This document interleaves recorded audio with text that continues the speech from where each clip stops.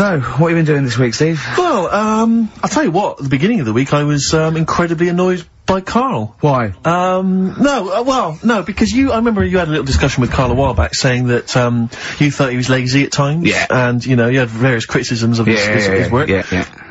And I got a call from him, he said, oh yeah, I should have told you, I had a phone call, someone said that they were trying to get hold of Steve Merchant to offer him some lucrative voiceover work. Now, you know... That is money for old rope. It's money for old rope. That's you're in there for about 20 minutes, and it's thousands of pounds. If there are children listening who are still at school, they should definitely, when the careers guy says, what do you want to do? Try and get voiceover work. Just become a voiceover artist. It's money for old rope. Yeah. So I can't believe my luck, because, you know, I love money for old rope. Yeah. And, I said, well, what's the information? He said, I don't know. I deleted the message. It was on his answer, and he deleted the message. I said, right, when did the message come? He said, last week. So he took a week to tell me that he had deleted the message. Why, just because it wasn't for you? I mean, I don't know how selfish that is, Karl. No, what happened is, right, I got back off holiday. I was at home. Yeah. So I called up my voicemail, right, because I can do that. Yeah. Remote access, right, because I've got to know what's going on at work. Of course. Called in, it was still my day off, I was going through the messages. Yes. Heard one from some company saying, we're after Steve Merchant. Yeah. We want him to do some voiceover work. Yeah. Right? I can't remember the name of it, but thanks. I thought, right, I'll remember to tell Steve. A week later. It doesn't matter, does it? You still got the message, and they what message? Yeah, but voiceovers have to be done in the next couple of days. I didn't get the message. All I got was, there was a company, I don't remember the name, and they phoned you, they wanted voiceover work. How does that help me? There are hundreds of thousands of media companies. You didn't take down a number, you didn't take down a name, nothing. I was more puzzled why they'd want you to voice anything. He's having a go! I don't know why. No, but listen to that voice. No, you must be annoyed. You must be annoyed. I mean, talk about rubbing salt into the wound. No, but listen to you. Oh, God. I don't know how you think, I don't know how your mind works. Well, I was thinking there must be a tractor sale on somewhere. What do I care? Hang on a minute. Wait a minute. The worm has turned. I don't care if they want me to advertise, you know, the latest designs in pirate fashion wear. I will do a voiceover because it's money for old rope. I don't care what you think of my voice. Someone was interested, they were offering me money.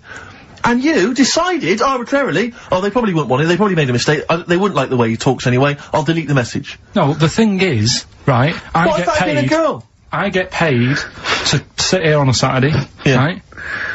Play CDs and that, help out with the show, get you decent prizes. I think I do me bit. Sure. Right?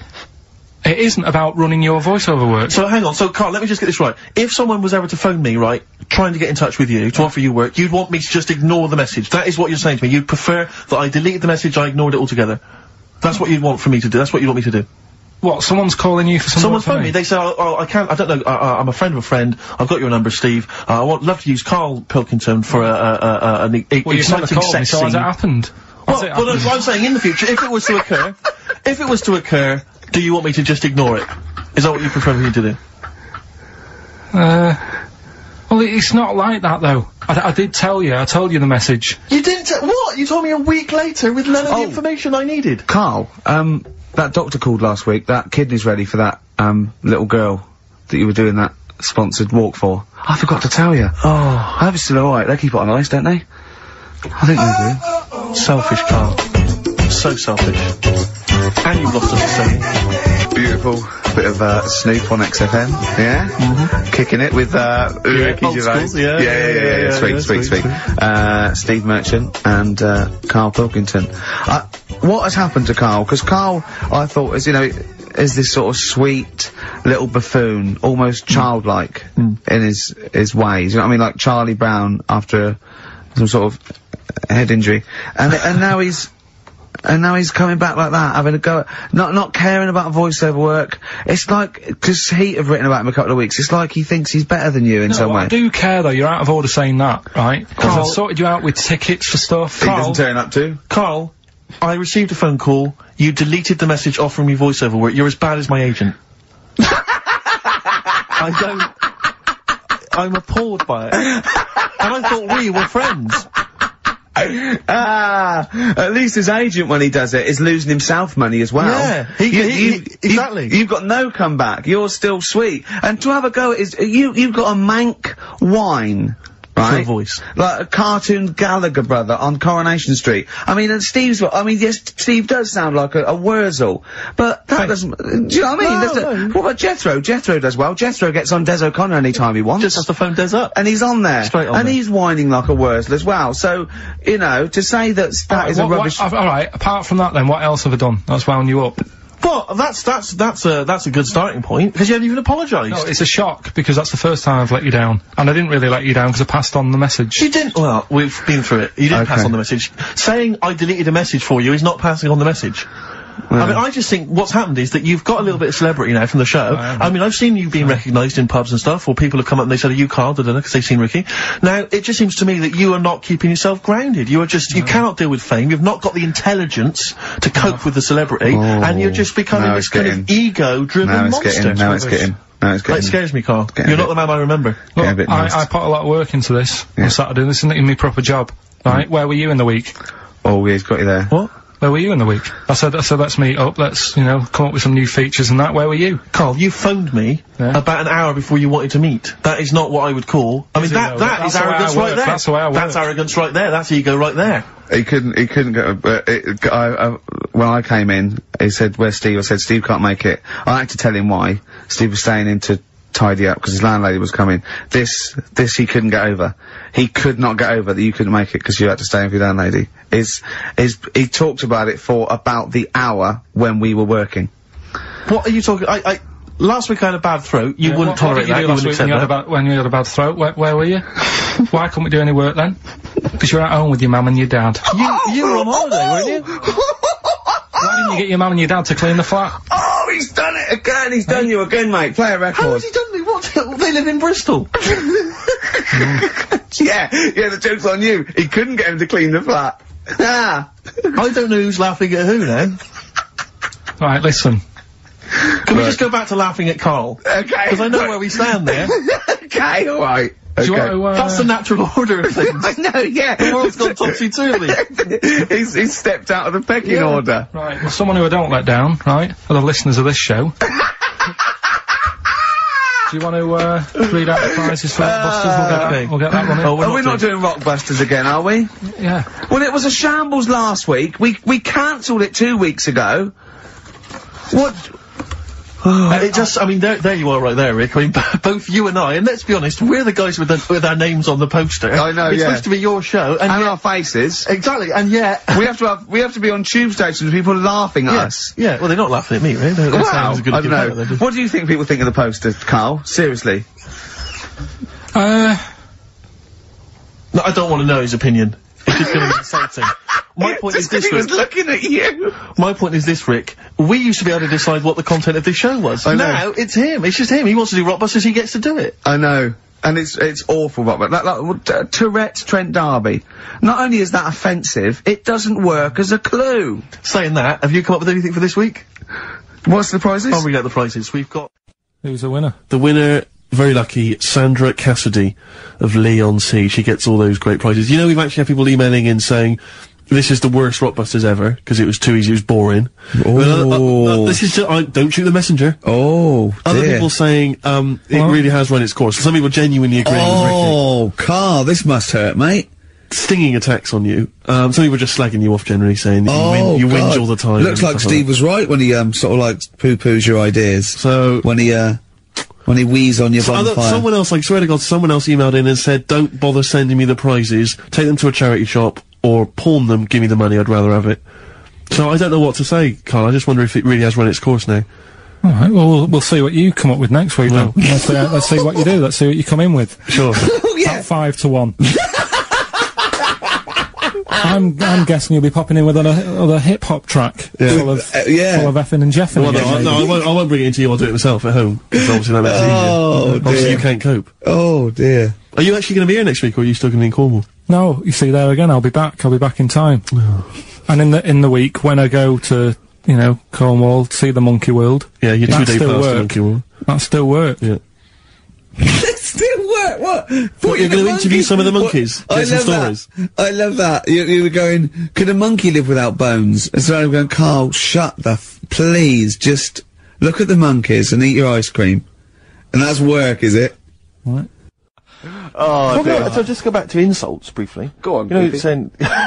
Oh, no, see, that's... Goofy, that's not fair. No, because that's what he said, it's in my head. What do you mean he said? When did he say that? No, I mean... When did you call me goofy? No, he didn't. He said about what's in my head. Hey, no, when it's... come on. Come off it. What? Who's calling me goofy? No. I'm not even goofy. Goggle-eyed's fair enough. Yeah, but you can sort your look out, I can't.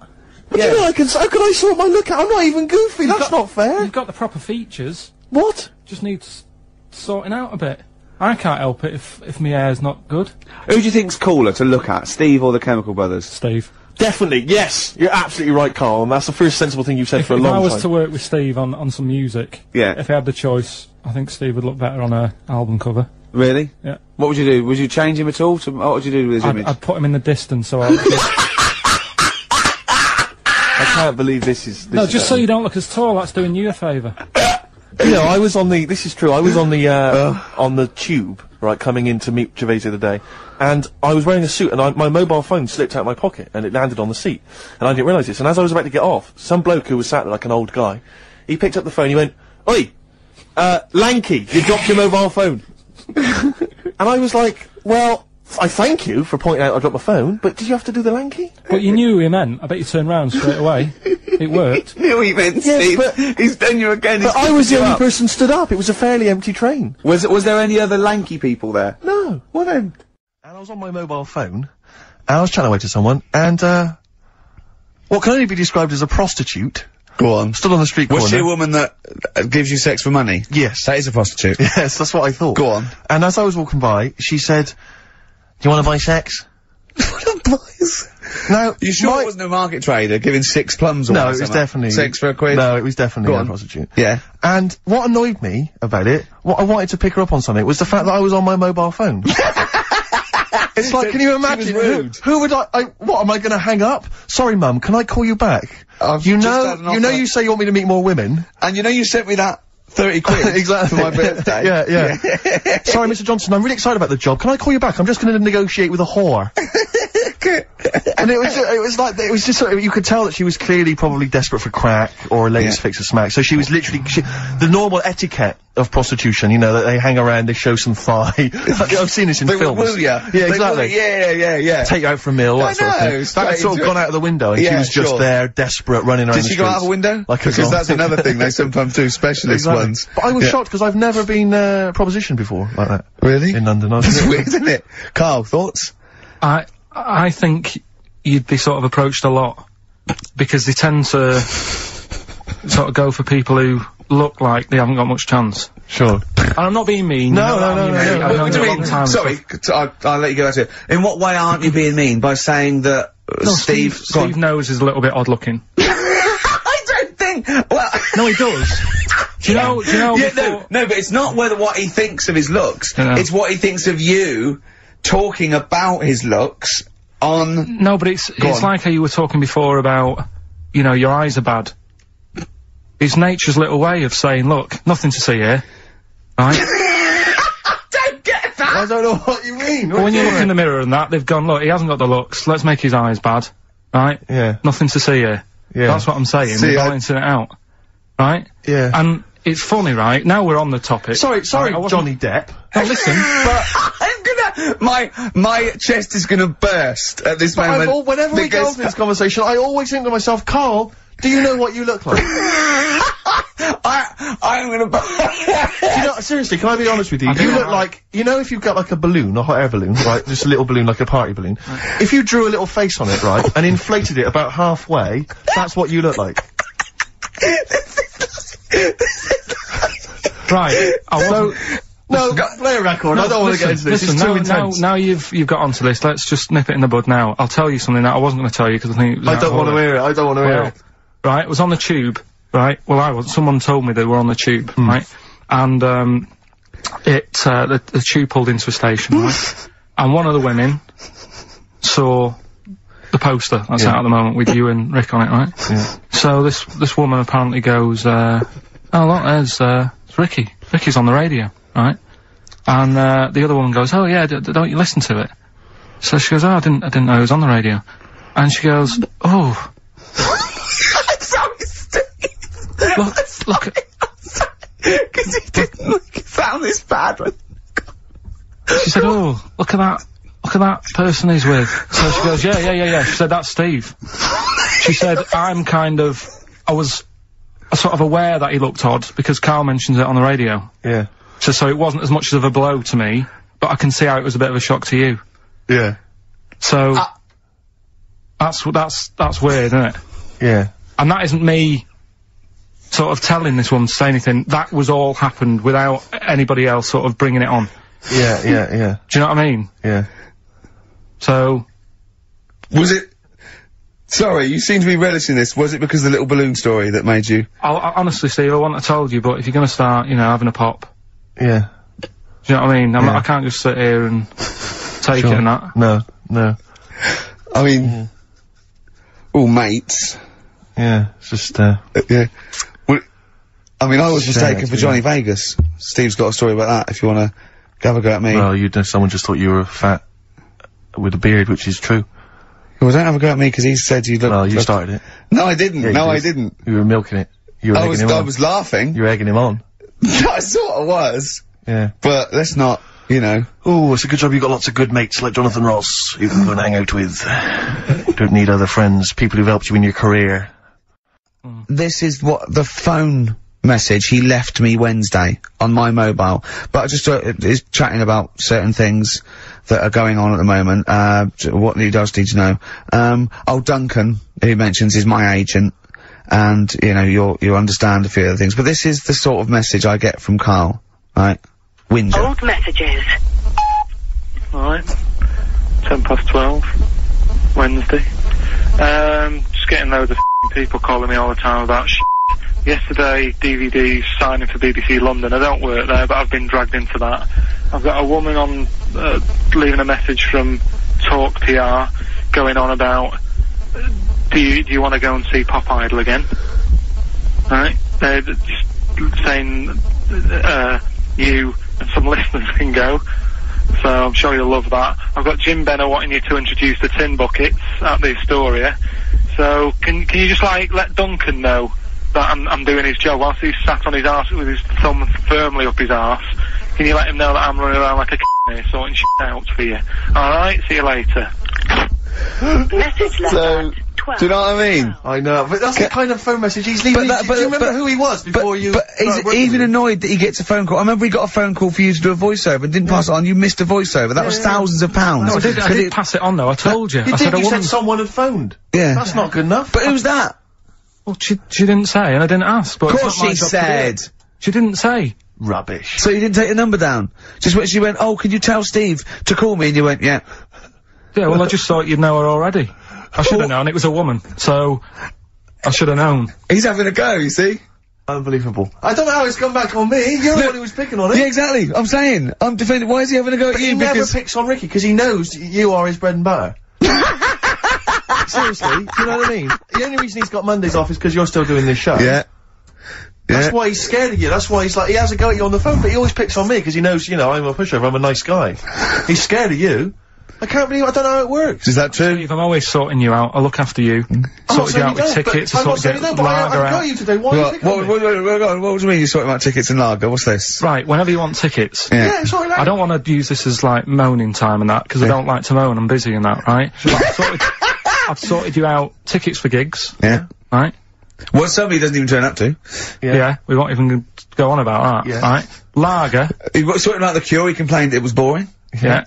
There was that big drum of lager that you had, and you said, oh, put that in your room for me. Yeah. Because I don't want to carry it home. Right? Lazy. So I said, alright, then I'll put it in my room. It goes missing, it gets nicked. Then you have a go at me because it got nicked. Yeah. I get you another one. You make me carry it around town for you for half an hour, then you say, oh, I can't be bothered taking it home. Can you take it back to work for me? Yeah. Yeah. But, interestingly, this is like a year ago, so it's obviously, it's still pressing on you, Oh, hang on, and I forgot the one when we had an argument over 50p. When we went out for a coffee. You didn't want to give me 50p back that you owed me. That was the same day you'd given him about 40 quid worth of lager. But, see, this is my problem, this was my point at the time. It's not the 50p in terms of money is not what's important. The fact that you think you don't have to give me money back because it's only 50p, that was the point at stake. It's me who makes a decision, oh, don't worry about the 50p, not you, it's only 50p, I'm not gonna give it to you. Do you know what I mean? There's gotta be rules, otherwise it's chaos, Karl. Come on, mate.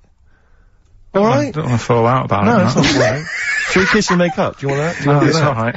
Yeah. Well, should we play a little record and come back to this? Because I can't believe it started with you slagging him off, Rick, and I've ended up I know. as the monster. I know. Bit of R.E.M. Yeah. Well, we're not gonna do, Freak of the Week here. Okay. Right? Because we've done quite a bit of that in the last 20 minutes, right? You've So we'll OD'd move on that. freaks, you think? Yeah. Sure. We'll just shift it a little bit. Okay. And I don't, like I keep saying, don't want people to be thinking we're sort of taking the mick out of anyone. No. Right? Because we're not about that. I feel that, like, I can do a little bit of it because I work with you, Steve. Yeah. Right? Sure. It gives me that right. It's like a care worker. Yeah, I understand. Well, it's like that thing of, you can't be homophobic because I've got a couple of gay mates and stuff. Sure. I think it sort of gives me that edge. Yeah. Right? So you're not freakophobic because you work with Steve? Yeah, that's right, yeah. So, yeah. Okay, Well, by that token, I should be able to sort of slag off, you know, the mentally ill. What do you Or mean? at least mentally handicapped. What star sign are you? Mine changes. I'm on the edge. Right. Okay. He even makes that complicated. course. He I am. even makes twaddle complicated. No, I'm just, it changes depending what paper you read. Yeah. Alright, in theory, what would 23rd you... of September. So I think, Yeah. most of the time I'm a Virgo, I think. Oh. Well, I'll tell you. Write that down, listeners. 23rd of September, and come round and give him the bumps. What I mean... Well, according to this, I mean, I mean, you've been criticising this, Rick. Sure. You've been saying that there's maybe not anything in the zodiac Yeah, thing. go Well, on. hang on, let me just read Go some on, of the elements of... is this going to change my mind? Well, Am I going to eat my words? The typical Virgoan, Words. okay? The physical appearance of the typical Virgoan, Yeah. high forehead, That's not true. cranium may seem too big in comparison with the face. Look at Karl, But how specific is has an that? extremely large forehead, has a high hairline, That's not true though, is it? may be quite tall, What are the blokes like? often has one foot turned in more than the other. They just described Rain Man. What is that? How can I be specific? Well, that's why it sounds like Karl. One foot turned in. Yeah. Oh. Well, have they even bothered doing one for you? Because there isn't many people who... Hang on a minute. Let him finish it. No, I'm just saying... Go on. What are you saying? I sort of think I'm fairly average looking, but I'm saying, have they wasted a page in that book for whatever you are? It started off me being dissing him and stuff, and you've been nice. Hang on a minute. I don't think you can be a Virgoan, because it says, that they are normally quick, alert, and intelligent. But no, actually, I have to say, it says here, behaviour and personality traits of the Virgoan, as a child, is an excellent mimic, can learn many things in a short time. Not really true of you, is it? What? Rarely Like what? questions authority, but frequently questions facts. You never question facts. Yeah, you never question authority. He's scared of authority. Yeah. You're usually trying very upset if teased. That's true. Yeah. Oh, yeah. Hang on a minute, though. Yeah. Can't take a bit of stick. Too much depends, pressure. If you yeah. can't stand the heat, get out of the kitchen. Yeah. What to teach a young Virgoan? Myths, fairy stories, make-believe, daydreams, and how to use imagination should all be taught to young Virgoans, so they have plenty of magical moments to remember in their adult years when they are often alone. I'm changing my mind. I know. This is good stuff. This is really good stuff. Alright, well, let's see, what are you? I don't think we should talk about that. Yeah, let's have a look. It says the Virgoan is, I love some of the specifics of this. Virgoan is an employer. He's excellent as the boss of a small company. yeah. Don't get him on a Tuesday. He's probably stamp collecting then. Yeah. Come on, He loves a bit of Um, haddock. Okay, let me look at mine. Oh, that is good though, Carl, isn't it? That is you all over. I've changed my mind. It's brilliant. It's a real science. They've really put their work in with this one. Let me see, Sagittarian is a happy, playful little clown. Little. Greets everyone. Oh dear. Yeah. Let me see, Sagittarius at home. He's only going to read the good bits though, isn't he? Yeah, exactly. If that's it, what can it say? Have they done yours in sort of small print, because you've got special eyes? I don't know what that insult is, Carl. What kind of an insult is that? Well, you know. He's happy with that. Look at his face. He's done me. Oh dear. And come back to me. I'm Ricky Gervais. With me, Steve Merchant and Karl Pilkington. Still arguing, this time about having help from your mum and dad. What do you think, Karl? No, I don't want this to turn into some sort of wacky type thing where we're pretending we're arguing. Yeah. Well, we're not pretending. We're not pretending, you are arguing. Yeah, I know, but people will think we're messing about. Oh, right? I wouldn't have thought so. We just need to, we can talk about it later, sort it out. Yeah, it's just that Karl's a little bit stressed. I'm not stressed, but... And he doesn't really understand that, you know, me and Steve have got lots of different jobs in the week, he's just got one job. Yeah, and we sort of rely on people getting messages to us, you know, as soon as they get them, you know, and not sort of deleting them from their phone selfishly.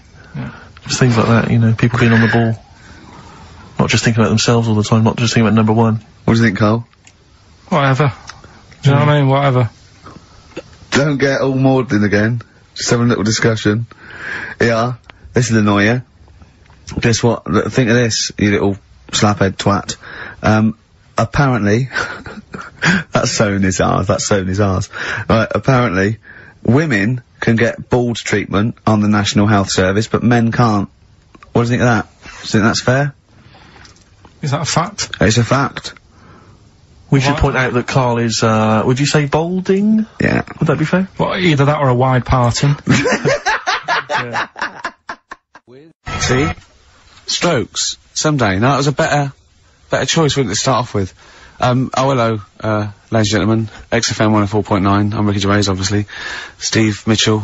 No, come on, let's get my name right from now on. That novelty's worn off. What is it? Is it Steve Merchant?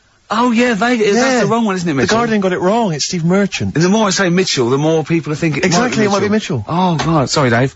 But Karl wanted to start off with the Stereophonics. Oh, loser. Because it was a newer track. And Karl now, we've made him what he is. He was nothing when we found him. He's like work experience. And now he's going, oh, we should start off with the Stereophonics. I'm going, trying to tell you what to do, Ricky. If I want anyone's opinion, I don't. Basically. But you'd probably come to me, I imagine, wouldn't you? I'd be the first person. Before Karl, yeah. I'd consult you, Steve. Thank you. Just keep it, just because he was in the, Pilkington making music. I cannot wait. I'm looking forward to this. I mean, I literally can't wait. Should we do it now? Well, I'm tempted to save it, because I just want to mention to people, that, they should be very excited, because, it's gonna be Karl's special night tomorrow. You excited, Karl? Oh, yeah. Oh, this is, me and Steve, because we were nominated, we get a guest. For the BAFTA Awards. And it doesn't say guest, it actually says, partner. So I'm taking, my partner. And, Steve's taking Karl. Yeah. But what Karl doesn't realise is, you will have to pretend you're his partner, otherwise you wouldn't be able to. We'll have to hold hands when we go on the red carpet. Is this really your partner? It's not just a guest.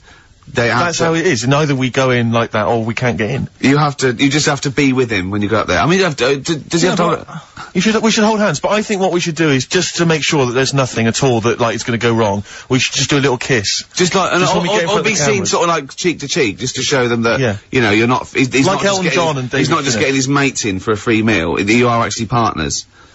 No, I'm not up for that. Why not?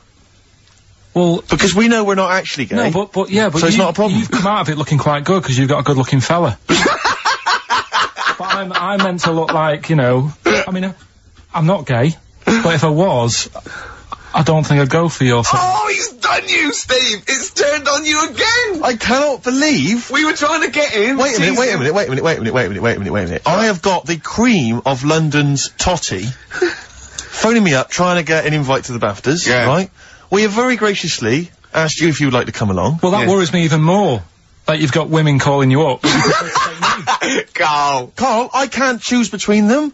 If I let one of them down, they're gonna destroy them. They'll be ruined, their lives will be ruined. It's better for me to take you and not, you know, ruin the lives of any of those poor women. When he told them he was taking you, it was like a scene from Graceland. There was just like... There was weeping. They were crying, like... It was horrible. Hundreds of them. And he just went... And I got upset. He just had to say, look, just chill out, bitches, didn't you? I did. I just said, you know, you're all my hoes, but I can't choose between you. So I'm taking Karl. You know he could get you discount frocks. No, I had a letter from the people that there's No, listen, Karl, there's an organisation that sponsors the BAFTA Awards in terms of clothes and fashion. They sent me a letter, they said your partner, they've not specified the sex, they've said your partner can come along and choose an outfit. Now, I suspect, by the look of it, it is a woman's outfitters. I'm thinking we could get you a lovely trouser suit. Well, it may look feminine, right, but I think people will be fooled. It'd just be a little bit roomy in the hip, and probably narrow on the shoulders, but you're a bit skinny. Why didn't you take it? Because it's a lot of an insult. And maybe just some pearls as well. Be lovely. Wouldn't you, I haven't got anything sorted to wear yet. See, you're slagging me off. You're likely to end up going in a tracksuit. Yeah.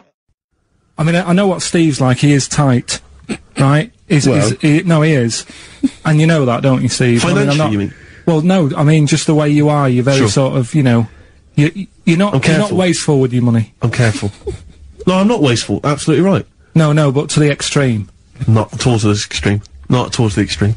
No. Look after the pennies, the pounds will take care of themselves. Alright? Simple to remember, good advice.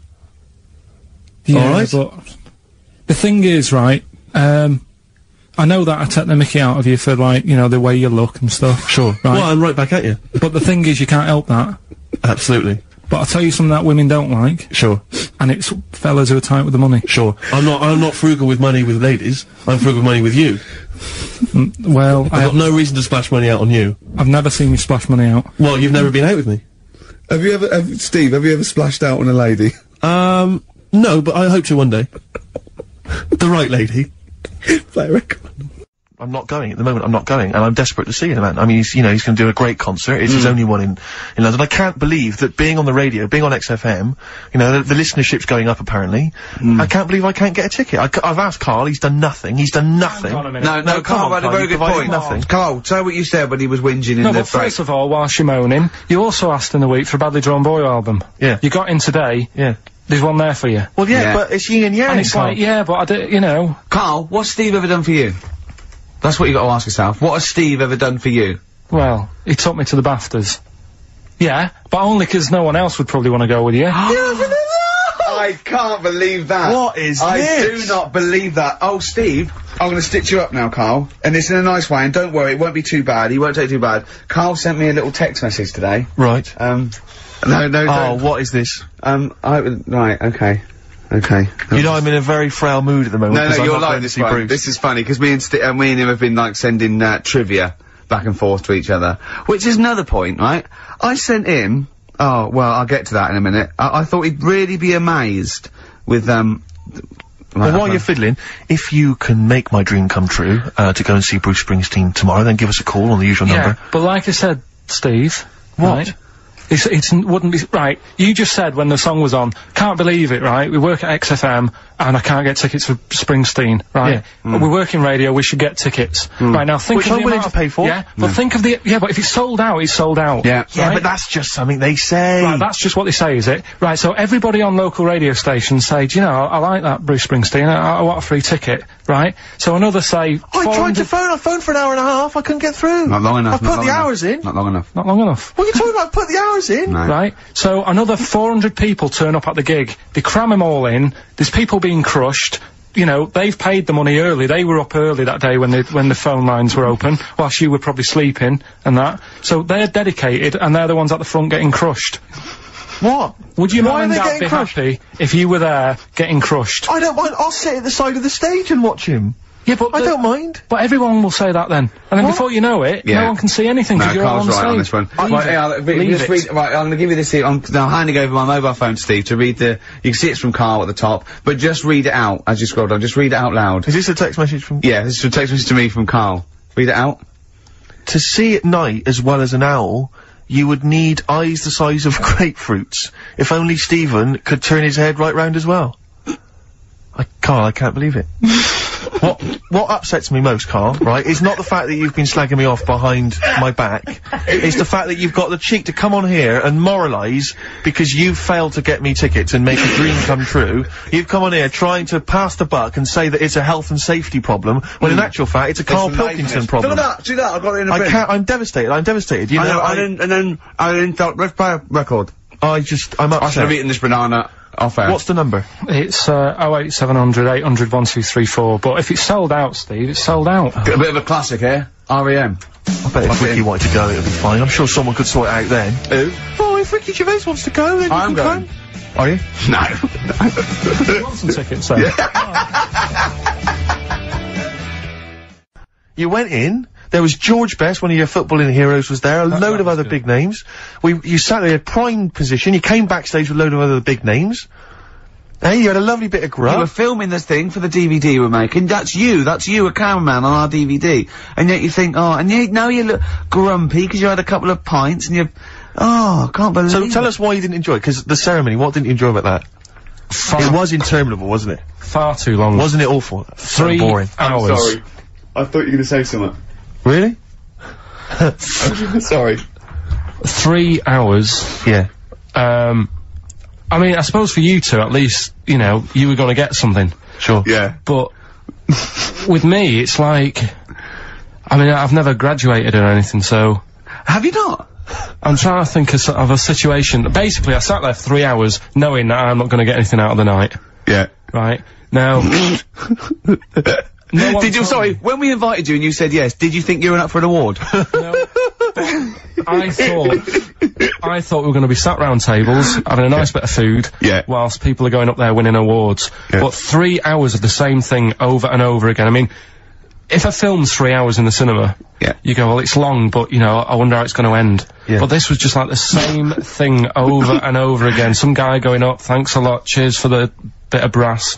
And then going down, sitting down, the same thing over and over again. Honestly, right, I'd say it was one of the worst things I've ever had to do. I enjoyed the night afterwards when we did have a bit of lamb and a nice bit of veg and that. That was alright, and I went home and I was happy, and I got the little freebie bag that you're talking about that we're giving away. Which wasn't much good stuff in it. Oh, alright. Christ. No, what would you have done on that Saturday night? Suzanne What would you have done or the Sunday night rather, what would you have done had you been at home? I would have stayed in with Suzanne, right? Watching telly, having a nice bit of pâté on toast or something, cup of tea, watching 24. But instead, I had to buy an expensive suit, so I didn't show you up. Right? Jesus, what are we doing? Yeah. And what did you spend on your suit? Well, in total, right, because, you know, the shoes and the suit and the shirt and the tie, it was about 600 quid. That's the most expensive evening ever. And that's what I'm saying to you. And the daft thing is, it's dark in there. I don't know why you've got to wear a nice suit. You can't wear a tracksuit, for goodness sake. It's dark in there! No, just a shirt and that. It doesn't make you a better person wearing a suit. No, doesn't make you a better person, no. We're not claiming it made you a better person. No, but that annoyed me. Yeah. I mean, it was an experience, innit? That's why I went, because you think, if I didn't go, if I would have said to you when you invited me, no, Steve, I don't want to go, then I would have never known, right? Yeah. And that's my sort of thing in life, right? Yeah. If something comes up, you should take it, even if you're not gonna like it. It's a bit of an experience. Right. Do you know what he said to me? I phoned him up because we had to meet up, and obviously he had to pose as my, gay lover. Yeah. To get in, right? Yeah. He phoned me, what do you said something to me like, I bought a suit, I'm looking good. He said, I'm looking good. People will think, how on earth did he end up with that good-looking guy? So he got into the role. That was what he said to me. He started getting into it. Such an insight. Play a record. Do you not care about the job? I mean, I've got to ask, because, you know what I mean, if I was in charge, I'd worry about your motivation because yesterday we were trying to work out what you enjoyed doing, and we got to, Manchester United and moaning. And that is the two we came up with. I don't know where you get the moaning thing You're from. always whinging. About what? Everything. When did I last have a moan? Just before we came on air. Right, and why was that? I don't know, I can't remember. Because we were in good mood, me and Rick. I'll tell you why. Go on. Because you brought a song in at 10 to 1. Yeah. With a load of effing and jeffing in it. Yeah. And saying, can you edit this? Yeah. Yeah. But that's your job. You could have brought it in yesterday. No, I couldn't. Why not? I hadn't thought of it. But why are you whinging? That's your job. And I didn't come in 10 minutes before. It was a good 20 minutes before. It just took you ages because you were whinging and moaning to even get started. Been very quiet week. Been checking, I was looking in books last night and stuff. Is there any monkey news? I've got some, but just because it's not that good, something else I found out that I thought I'd share with you. Go on. I was looking in the Guinness Book of Records, right, because I thought they'll have something in there about monkeys or something, right? And there's a little monkey, I think it lives in Asia, right? There's loads of them live in Asia. Might just be travelling, but yeah. And, something I found out, I don't know if they've got it right, and that's why I want to bring it up. Apparently, it's the mammal, right, that's got sort of the pointiest eyes that pop out of their head.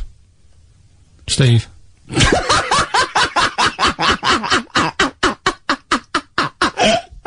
Now, the thing is, right, I thought that's interesting. Yeah. Apparently it's the biggest with the sort of goggle eye type thing. Right, yeah, go on.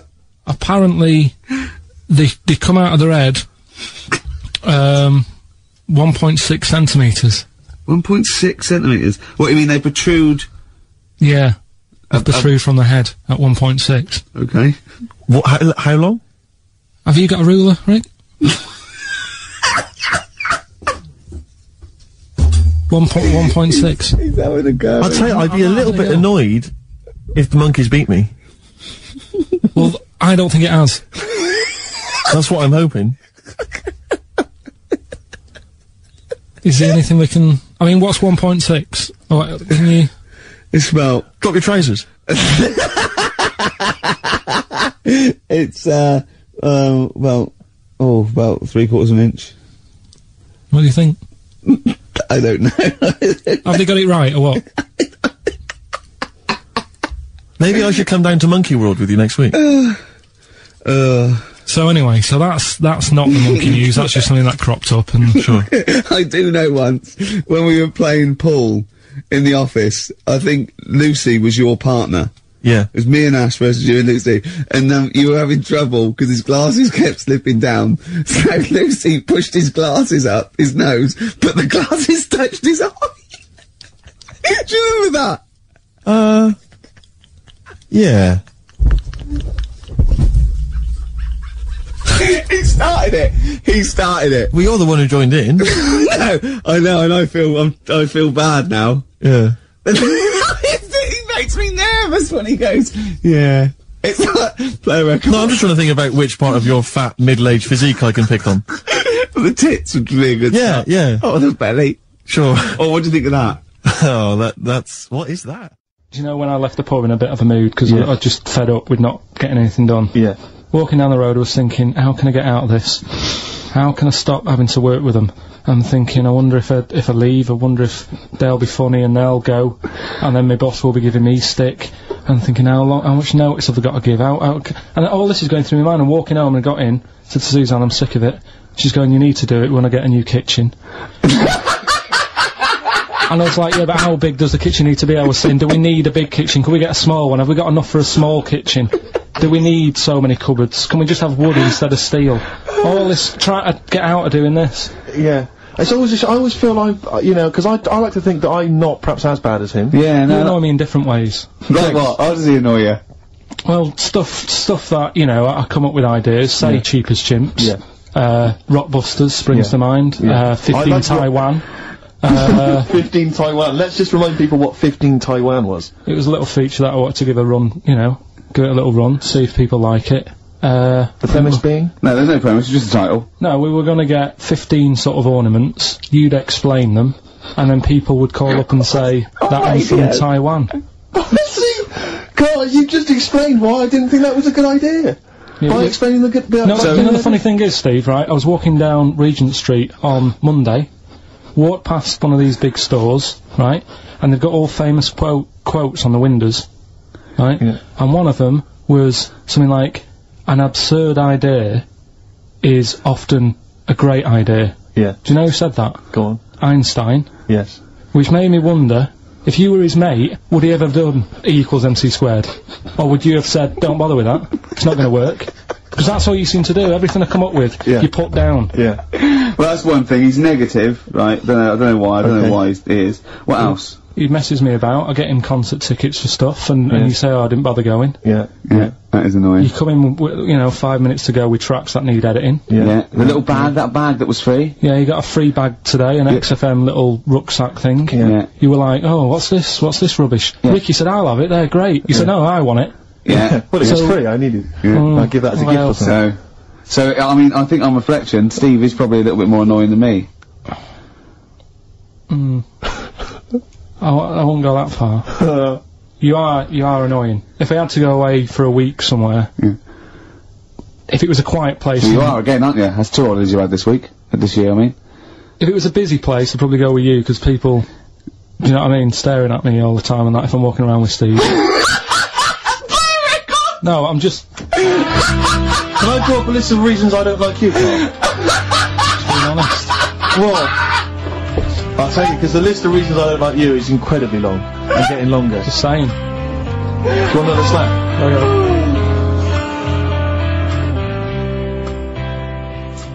I genuinely, I really, it does frustrate me that I don't get any allowance. It doesn't count as a disability. Well, it does count. No, it doesn't. It's not a disability being 6'7".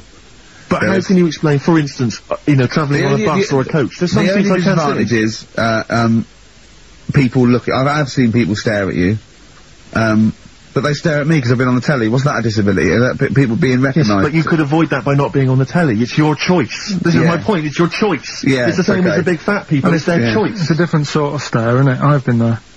Yeah. When, you know, the sort of stare that you get and the sort of stare Well, obviously I'm gonna, sorry Steve, but I'm gonna, you know, follow up this inquiry. What do you mean, Carl? No, I'm just saying it's more of a stare of fear than, like with you, they go, oh, it's him. Yeah, go on. Whereas with you, it's more like, jeez. Where's the monkey news? Yeah. Before we carry on with anything, I should just tell you, we're on the subject of emails. There's one emailer we're always looking forward to hearing from. Cheers, Dicky Docky Doo! Richard Anderson, thanks for emailing. He's my biggest fan. He's one of the biggest fans. He absolutely loves me. But not afraid to offer some constructive criticism. Go on, that's the great thing about Dicky. And from Anders this week he says, Ricky, I'm lazy, I talk nonsense, I'm badly organised, and I believe in ghosts. Can I have a job working on your show?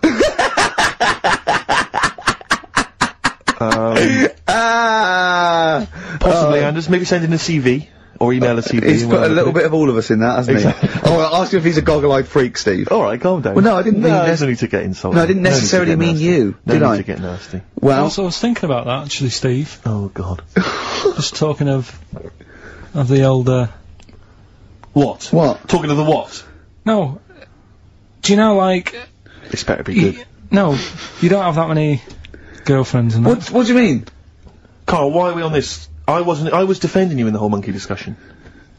Come on, what's your point? What's your point? What's your point? No, what's the point? What's the point? I just was thinking... If there was an infinite number of Steves? You're an odd-looking fella. Come on, Carl, get to the... No, you know I know that. I've told you that loads of times. What do you mean, you know I know that? Well, there's no point pretending anymore. Steve, I'm flabbergasted. But also, you don't like spending money, right? He's mean and weird looking. Valentine's Day. Are you sort of, you know... You've got to love him now, haven't you? What are you happier with? The fact that no girls like you enough, right? This is really mental. Or, are you happy because you don't have to spend any money on a card for someone? A little from column A, a little from column B.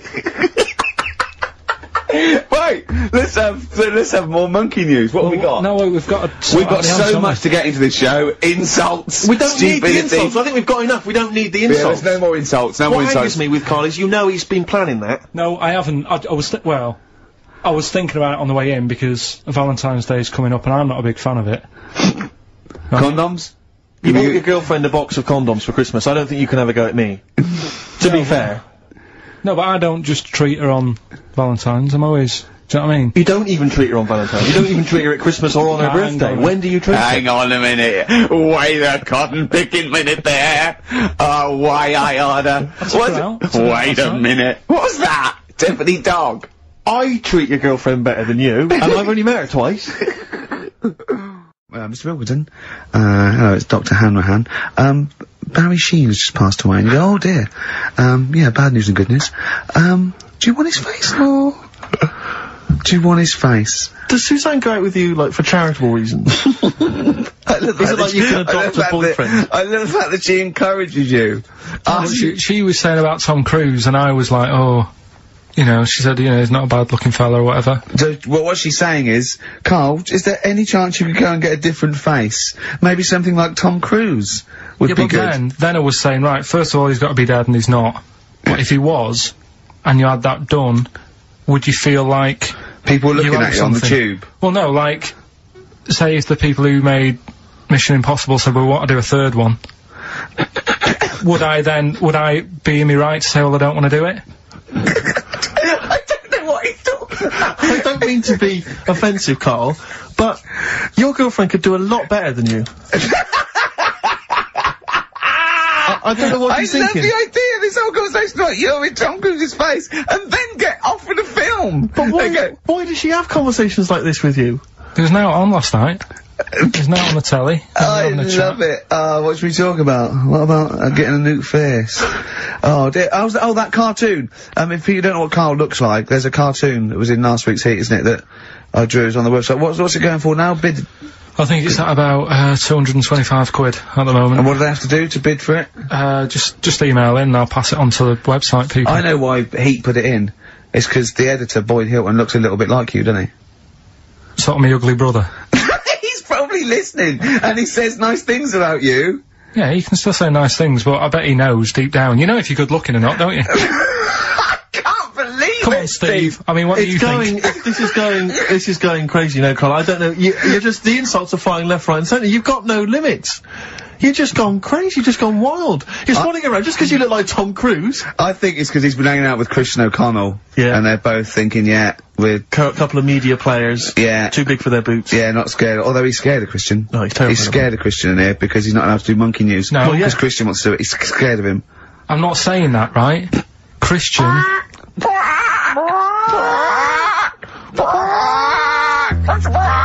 to do monkey news, but Christian wants to do some monkey news. I'm not allowed.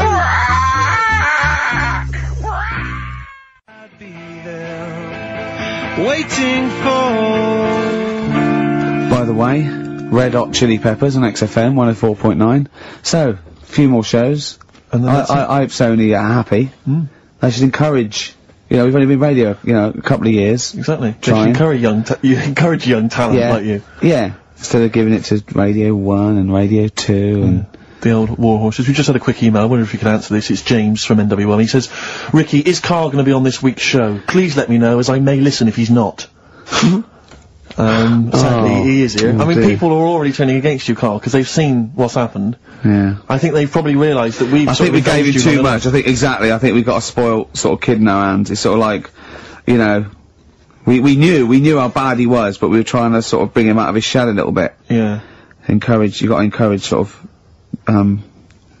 children like Carl. Well, yeah, exactly. To sort of fend for themselves. I like the fact that Dickie Anderson had that wonderful rant. It was an articulate email. It was quite long, and he must have typed it immediately. I'm thinking, because he's a fan of the show and he thinks I'm a genius, we need a PA. Sure. Don't we? Yeah, yeah. Do you reckon he'd come and work for us? Well, he can't be any worse than what we've already got. I know. So, there you go then, we're giving up radio. We're gonna concentrate on television. Carl's gonna probably go back to what, just doing your sound? The thing I won a silver for at the Sonys. Funny that, isn't it? Oh, you won a silver, did you? I got a silver, yeah. Oh, what was that for doing the proper job that I do here in the week. Well, no, it's two of you for a start. Yeah. Well, there's three of us. Can't even get a bronze. Now, who's the weak link? Right? Well, bit weird, isn't let's it? not argue. We haven't got many shows to do. To be fair though, this show is I think it's more to do with the fact that you talk on this show that has brought us down. Right, I haven't said anything hardly today. No, well, this is an award-winning show, potentially. We'll add this one in for next year. If we could just keep stum, we might have a chance. Alright. Well, coming up, right. Let's put it behind us. Okay. Let's draw a line under it.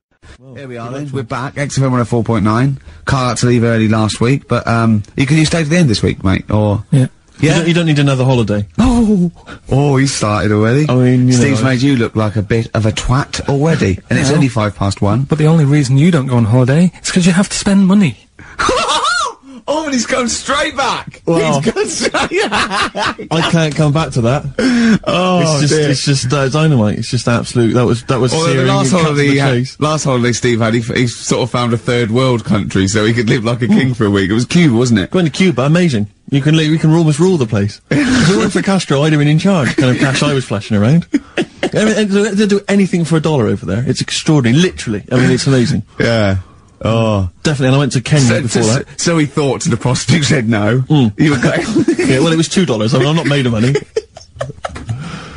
Well, I went out with a drink with Carl in the week, and, we went to a restaurant, didn't we, Carl? Good night. And we sat there, and next to me, when Carl came, next to me was, what's his name? Ross Kemp. And, he was sitting there, and I saw Carl, and I tapped him on the shoulder, Ross Kemp on the shoulder, and I pointed to Carl and him, and I said, it's nice to see you two back together again. Nice. And Carl was horrified. But Carl didn't know that I'd already spoken to him before Carl arrived. I thought it was okay, I thought I could break the ice because I'd met him before. Sure. So he just thought I was insulting him. And in the week we were talking about his little head, weren't we, Carl? And Carl suddenly stopped the conversation and said, if I had hair, what would we be talking about now? I think he had enough of everyone talking about it. And he looked good though, it's a special little do, he had it sort of, you know, cropped a little bit more. I like it when he's just freshly had it done. Mm. Do you know, yeah. Has that ever happened to you, Steve, if you're somewhere, say if you sat somewhere, does someone sort of, you know, is he anyone else who you look like, or would you say you're a bit of a one-off? I love these two. But to be fair, to be fair, he seems to be having a go at me an awful lot more than I do at him now. I mean, he just starts it, you know, starts it out of nowhere. I think his is sort of a get back for the way you treat him as a producer, not, you know. But he's not a producer! If he produced the show, I wouldn't have a reason to criticise. I think this is it. But seriously, I mean, it really winds me up though, because, you know, it started as a joke, but now it's abuse. Yeah. He got annoyed at Heat, because it said Carl, producer, well, not so much a producer, as just a bald mank. And he went, can they say that? Yeah. Can they say that? See, that's a magazine, an independent publication has identified what exactly it is you do. Yeah. Oh, here we go then, go on, bring it on, because here we go, he's looking at me, I know he's thinking, I can hear the cogs. I'm not thinking anything. It's fiction. No, that is true, never a true word, play a record. Me and Steve were having a little meeting yesterday over lunch about, you know, planning stuff for the show. And, Gary Kemp came up to me, started having a little chat about old times, and, I went, oh yeah. As he went away, Steve said, right, think of this. He said, Rick, don't take this the wrong way. Remember that sentence, don't take this the wrong way. So there's a right way and a wrong way I could have taken this comment. He went, nodded to sort of Gary Kemp and went, he's aged better than you. I went, well, how could I take that the wrong way? Yeah, it's not offensive. No. Well, the point is this. He because he didn't know me 20 years ago, so he's actually saying, Rick, don't take this the wrong way. He looks better than you do. Yeah, well, he does. But why say that, Carl? What? Did you really say that? Yeah, although, can I just backtracking for a second? I love the fact you said you bumped into Gary Kemp and you reminisced about old times. What old times did you share with Gary Kemp? Well, no, he came up and said, did we drop the pops together? I went, no, I did Razzmatazz. I said, oh, we did Razzmatazz. I think he was thinking, had he ever met me before? But he hadn't, because we hadn't. That's what I meant. Yeah. Yeah. And, but if you had to make an objective analysis, you know, I wouldn't. I think that's out of order. Sure, sure. I mean, you're always slagging me off, but apparently you can't make a value judgment on something else. No. I wouldn't do that. Well, because you're morally all over the place. You don't know where you're coming or going. Yeah. Leave it. Sure. You should hear what I say about you, behind your back. So, would you say you're better looking now than you were? Or? Than I'm what? Would you say you're better looking now than you were? Than I was when? Well, like, you know, have you aged well? Yes. You've aged well? Yeah, I've kept my looks. bit of Dando? Bit Evan Dando, this would be lovely, yes. Look for sunshine. Now, it's intriguing to me because here's a film called Freaks, featuring real-life freaks, and you're sort of a bit nonplussed by it. Just because it's built up. If you call a video Freaks, you've got to make sure that there's some good stuff on there. Yeah. What were you disappointed about? Was it that? Because there was a few things on it, right? There was a woman who said she was half man, half woman, and it's like, well, you're not, are you? It was just like she had some makeup on. I thought, well, that's rubbish. And then there was a woman who could eat using her feet. That isn't that freaky. Do you know what I mean? If she's not hungry, she looks normal. And that's when I was thinking, I mean, I'm not being right, Steve. You know I'm not being funny. Oh, here we go. No, but I'm just saying, if that woman wasn't eating and you were sat next to her in that film, yeah, I'd probably be sort of drawn to you more than her. I'm not. I know you hate me saying it, but there's no point sort of pretending.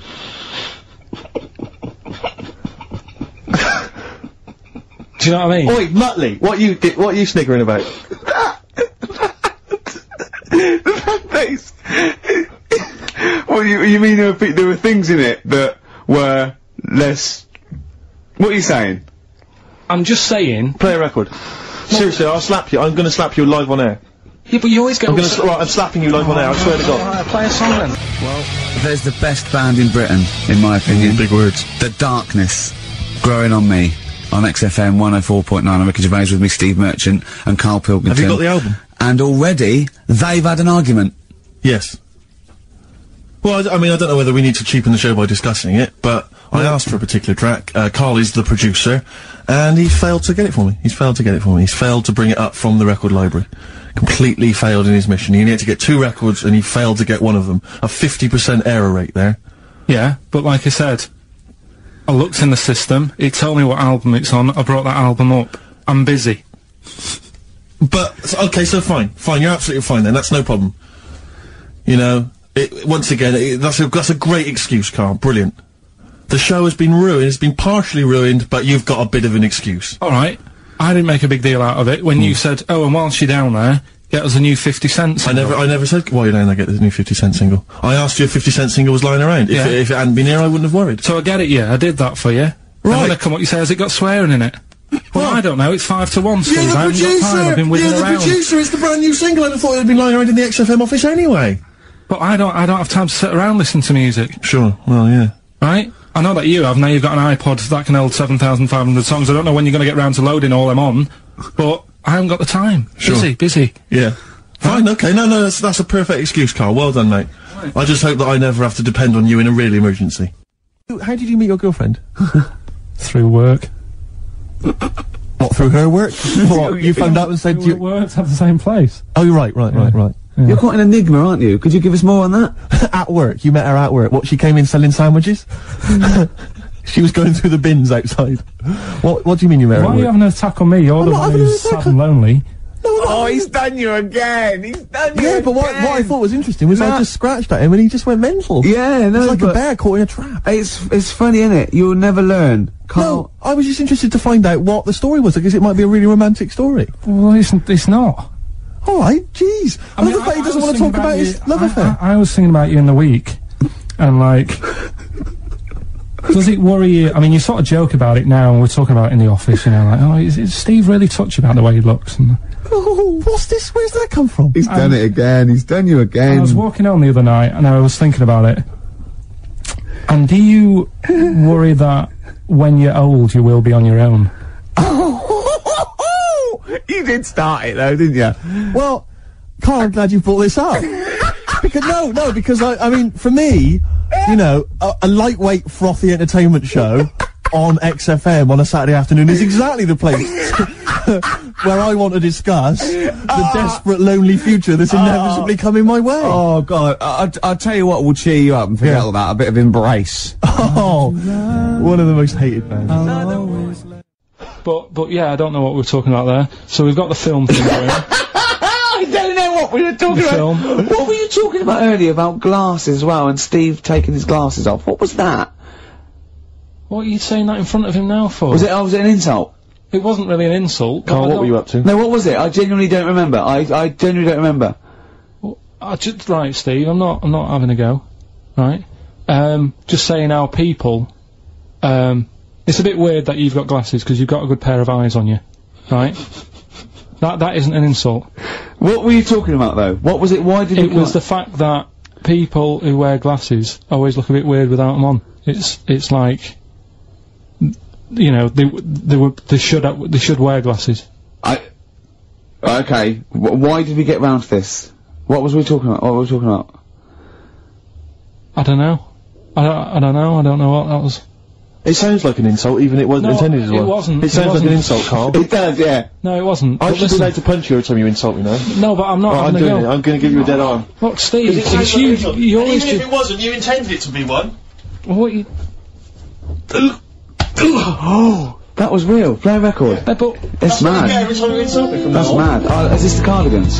Great, brilliant. I didn't even say anything. It makes me feel better. I can enjoy the rest of the show.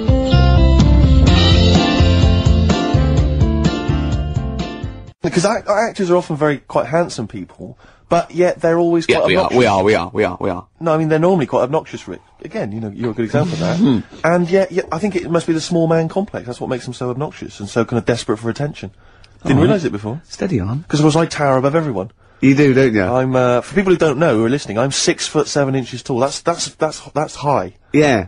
That's And for people who've never seen him, he doesn't hold it well. It's not like he's a sort of handsome athlete, is it, Carl? He's a bit of a, what would you call him? Carl, don't answer. No. Don't get drawn into that. You know the game he's playing. No. Do you know yesterday when you were in the office? Yeah. You did a little move, and it reminded me of Blakey. Oh, I hate you, Gervais. Oh, I hate you, Pilkington. That's his stance. Yeah, but even he held it a little bit better, didn't he? Because he was a man, you know, he had a big coat and everything, and a peak cap. But, yeah. I can't believe, like, I've not suffered enough from being freakishly tall. Now, till my best buddies, live on radio, are just... It's not just the height, though, is it? It's the posture and the face and everything. But it's got you places, hasn't it? No? What do you mean it's got me places? I think people give you a bit more of a chance in your career and stuff, 'cause it's like... What, yeah, stacking shelves? Because I can reach to a high level.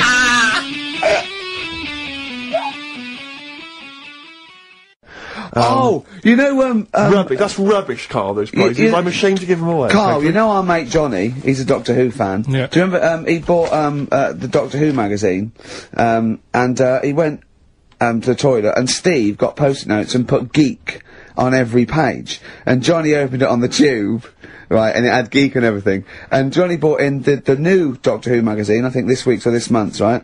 And they've done the perfect Doctor Who fan, right, what the geek is, right, and it looks exactly like Steve. Alright, don't have a go, really. It does. And he went, and I'm gonna try and put it on the website. It's amazing. It's got your hair, glasses, it stands like you, it's sort of dressed like you, and it's only, it's hilarious. And he was, I mean, I'm insulting you now, it sounds like an insult, but if you'd see it, you'd laugh. Play Well, Rockbusters, right? Yeah. Right, here we go. Just a little bit annoyed.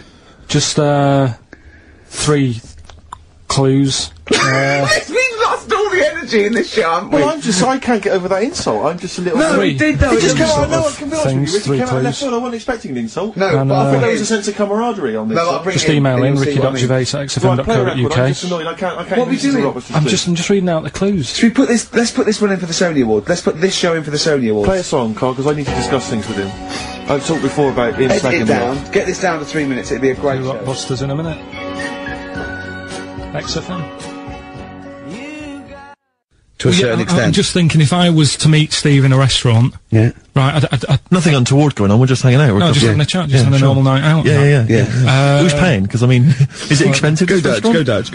I mean... Right, so, I say to you, I'll see you at 8, right, in this restaurant. I turn up at the door, it's a bit of a posh place, right?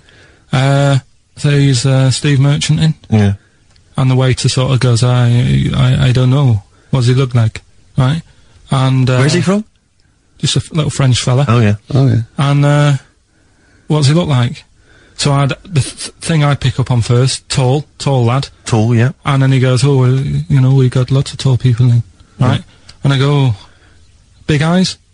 Big eyes? Yeah. And then he'd go, yeah, he's over there. I'll be honest with you. I mean, you can have dinner and you can buy me dinner. I'm not sure you're going to get anywhere with me. Yeah, but the thing is, what he hasn't said is, well, he gets frustrated because we have to go from restaurant to restaurant for something I can eat. But the reason we've only got about 3 restaurants to choose from are that, because he doesn't want to spend more than a £5 at lunchtime. At lunchtime? If I was going out of an evening, you'd spend a decent amount of wallop. But lunchtime, Would why ya? am I spend? You'd be happy to spend 20 quid on lunch. Imagine that every single day.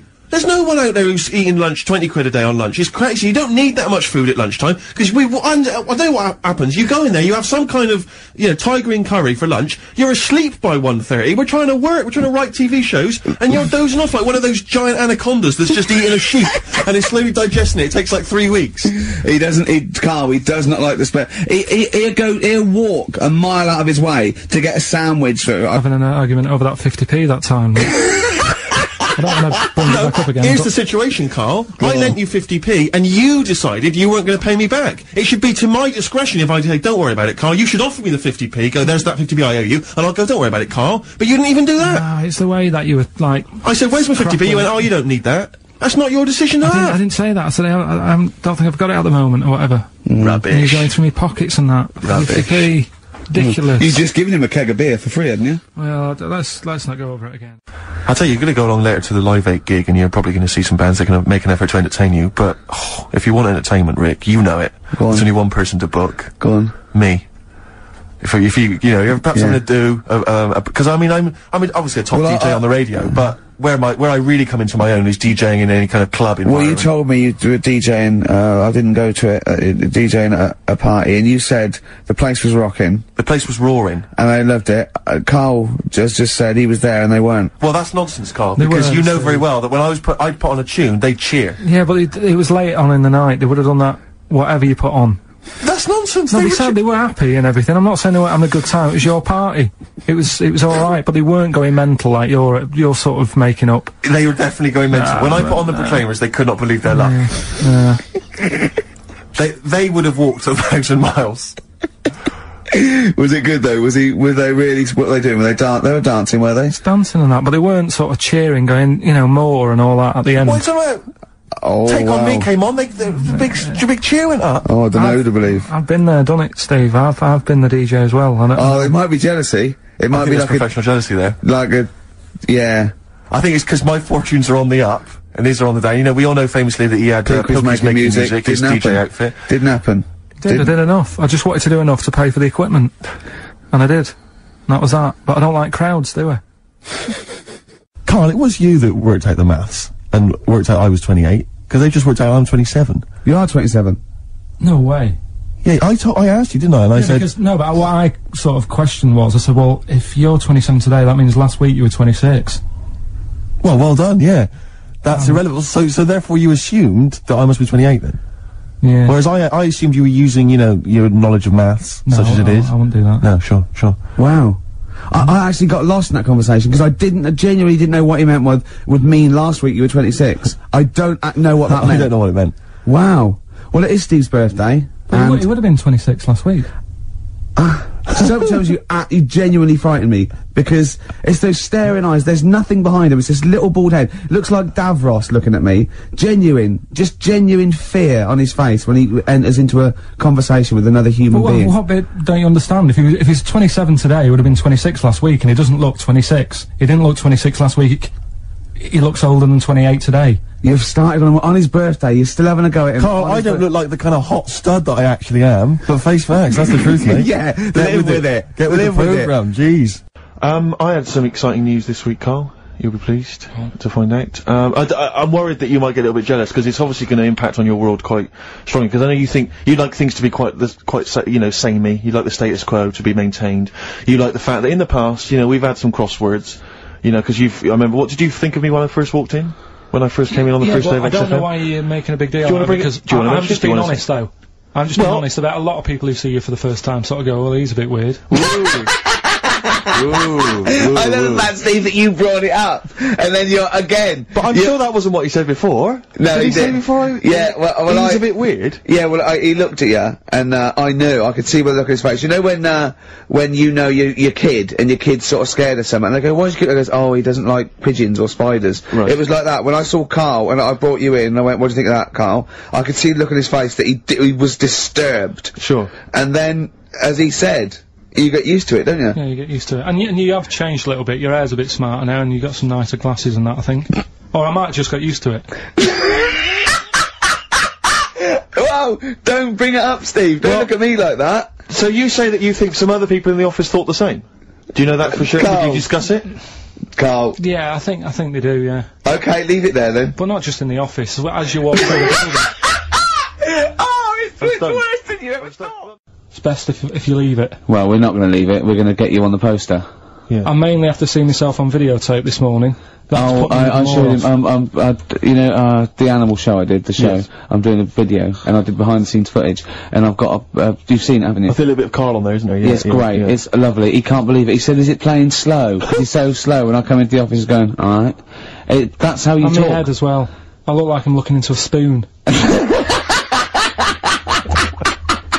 I'm not happy with it. I just think that if we're willing if Ricky's willing to use his celebrity profile for the sake of the show, I'm willing to look like a, you know, let's say a fairly handsome, kind of cool customer. I think the very least, Carl, is that you appear on there as well. You could dress up smart. Are you worried that you'll look the worst out of all three of us? Who am I standing next to? Am I next to Steve? I'm fairly confident. Yeah. I like the way it's so predictable. You pull the string because you know what it is. It's not. You pull the string. Anyway, I just all I wanted to say, really. Here's tragic. What's tragic? What did you want me to say about that song? Just your opinion. Your own opinion was fine. It's In fact, your own opinion is better than anything I could really hope for. Without doubt. Whenever I ask you a question, you constantly surprise us. Yeah, it's wonderful. So only ever carry on telling the truth, carry on saying exactly what's on your mind, and I think this could become a great. You're like a man who was frozen in Victorian era and has been reawoken, and he's kind of discovering the world. Some things make sense, other things don't. It's beautiful. As opposed to one that was made in a castle in Victorian times, like Steve. Oh, that's just. Oh, I've joined in with Carl. I can't believe you're I'm sorry. on my side. Yeah, no, it was irresistible though, wasn't it? I'm really sorry. Should we play a record? Yeah. So, we were talking about should we play a record? Is that link too long already before we actually got to something? I'm already bored. God, we've got to get to something. We've got to do something. Why don't you contribute something? You've been silent. Now that is scraping the bottom about like, we're in trouble. Oh no. Oh, we're failing. Who can we bring on that's surefire? Always delivers. Audio dynamite. Yeah. Carl. The big guns. Come on, Carl. I was just thinking, there is nobody else who looks like Steve. He's done ya. That's outrageous. Although, to be honest with you, that insult has resurrected things. Yeah. Well done. Shut up! They got two monkeys, right? And don't stop! Because they'd seen the owners with guns and what have you. No, that sounds. So they had a bit of a shoot off. Yeah. That's how they sorted it out. And who won? I think it was George. The one called George. Right. So I think they had 17 kids. The farm's still running. So that's like the last little monkey news there. Good little happy ending to that one. If you were to rub your nipple against his lips while I held him down. Right, come off it now. Come on.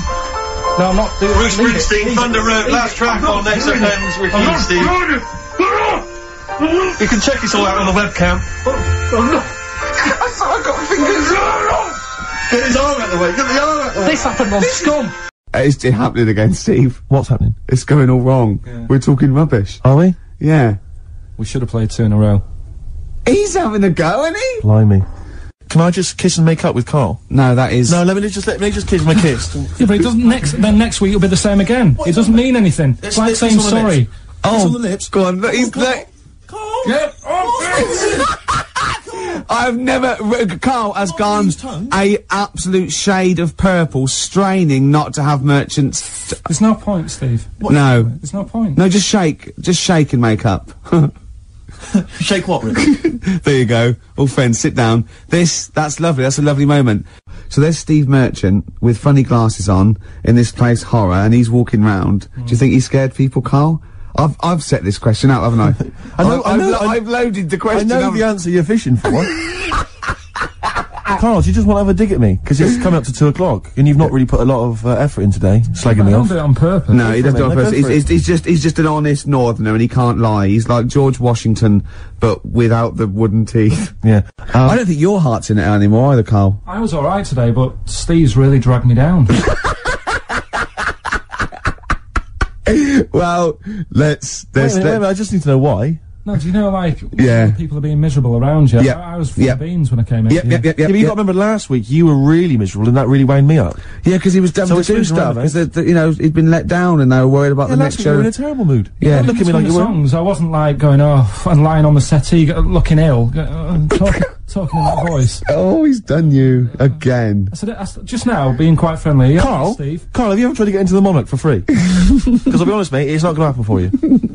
Come out with me, mate, you got a quid off. Alright? Oh. When you can get in places in Camden for free. Yeah, I'm alright, yeah. Oh, yeah, he's done you. He's so ungrateful, really. Yeah. Because I can't remember a time my dad bought me anything. It's always my mum who bought it, and my dad would give her the money. Yeah. You've got Ricky who's lost his go-kart. You've had a video bought for you, and you're still not happy. I just think it's selfish. 150 quid? Yeah. What, on gift vouchers? Yeah. To spend at the same places? I'd have to say, though, I mean, it's not a very inventive gift, is it? It's Whoever a came up lovely with it, thought, though. it's a lovely thought. It's wonderful to have £25 that I can only spend in 2 places I never go in. But, no, I'm not looking a gift horse in the mouth. Any I'm not ungrateful, anyway. looking a gift horse in the mouth. It is a treat. He spoke to Jonathan Ross like he was a normal person. From someone whose dad buys him a spade for Christmas, I thought you'd be grateful. It's one of them things, isn't it? Like I've said before, when you first see something, it's a bit of a shock. Do you know what I mean? It's like the Elephant Man or whatever. Yeah. First time you see him, it's that sort of, oh, look at that. Do you remember the first time you saw Steve? No, I'm not being funny. Do you remember the first? Yeah, but I've said this before, it's always, then you get used to how people look, and you don't... No. I'm gonna burst. You have to play a record. No, but... Do you know what I mean? It's brilliant. I'd like to rent you out to people. See me, I'm different. I would happily leave him now in the bottom of the cupboard. Until quiz With the night. Scalextrics. Until the old pub quiz night, when there's no one else who will have you on the team. Sure. And suddenly you want to done be your him best mate. Done him again. Right? Yeah, where's his mum and dad then, Carl? Yeah? In Bristol. Yeah. Do you know what Steve said when he saw that, Carl? Go on. He said, it has captured Carl. What do you mean? Well, you just look utterly gormless. In the picture. It's captured you brilliant. You know how, like, a good photographer can do that? You can capture the essence of someone. That's good stuff. Absolute twaddle. Absolute rubbish. When all that There it business. goes. Oh, Yeah. don't talk shit, Carl. So, anyway, it's gonna be... Oh, Carl, you're talking so much shit again. You must know that's not true. There's no way. You're talking rubbish again. No. This is shit. This is. What are you talking about? Oh, for Christ's sake. Right, calm down, we haven't got much time left. Oh, God. What do you mean there's it? Forget it. No, don't forget it! Carl, do not press that! Switch the record off. Switch the... America on the Enterprise. It was all about space. And there was one question, answer 3, right? And it was who was the first one into space? Yuri Gagarin. Who was doing that? And then the third question was, how much bigger than the moon is the sun? Is it twice as big or 4 times as big? And this one went 4 times as big, went correct. It's not. It's hundreds of times bigger. Lot more big, I can't believe, can someone look that up on the internet and how many times bigger is the sun than the moon? It's not 4 times. It's huge. It's like beach ball to a pea type dimensions. Which DJ was it, do you remember, on Virgin? I can't remember, but it was the one on sort of about 11 o'clock. I Wouldn't want to be about now. Yeah, he's embarrassed himself, hasn't he? When we do quizzes, we never get anything wrong. That's true enough. During that track, I'm chilling out, I'm loving it, aren't I? Carl goes, do you know how baguettes came about? Do you know how baguettes come about? I went, go on, and Steve went, no, save it. Wait a minute though, I'm thinking, Rick, people are going to be desperate to know the answer to that. Why don't we play some ads and some music and stuff? It's like a cliffhanger. Exactly. How did baguettes come about? Whatever he says is going to be good, isn't Stay it? tuned to XFM to find out.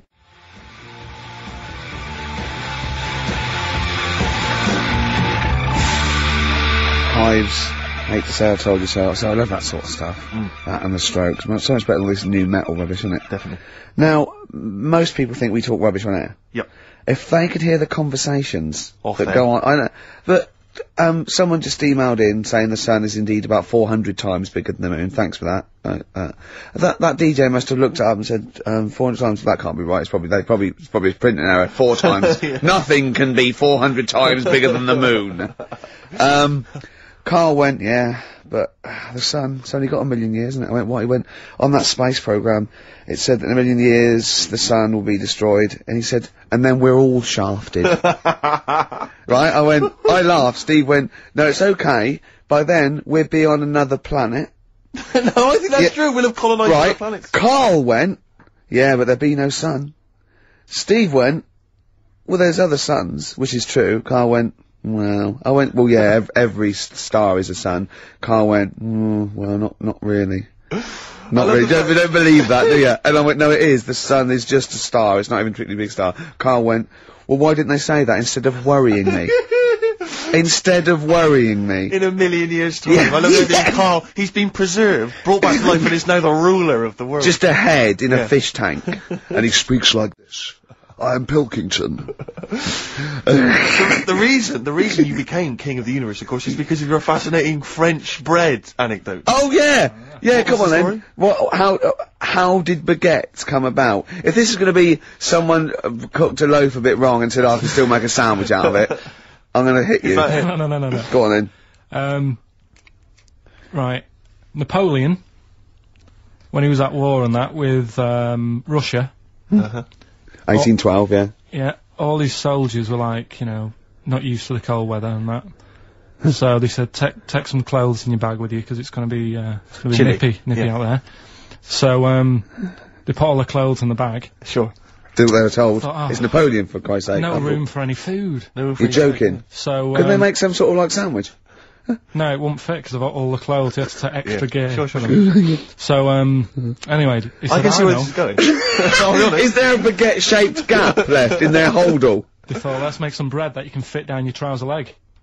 What? That's not true! No, it's not, I read it in Euston train station. I was waiting to go back to Manchester. Where did you read What, scrawled on the wall in graffiti? Yeah. Do you know the Was it also meet me here for cock fun at 12 o'clock?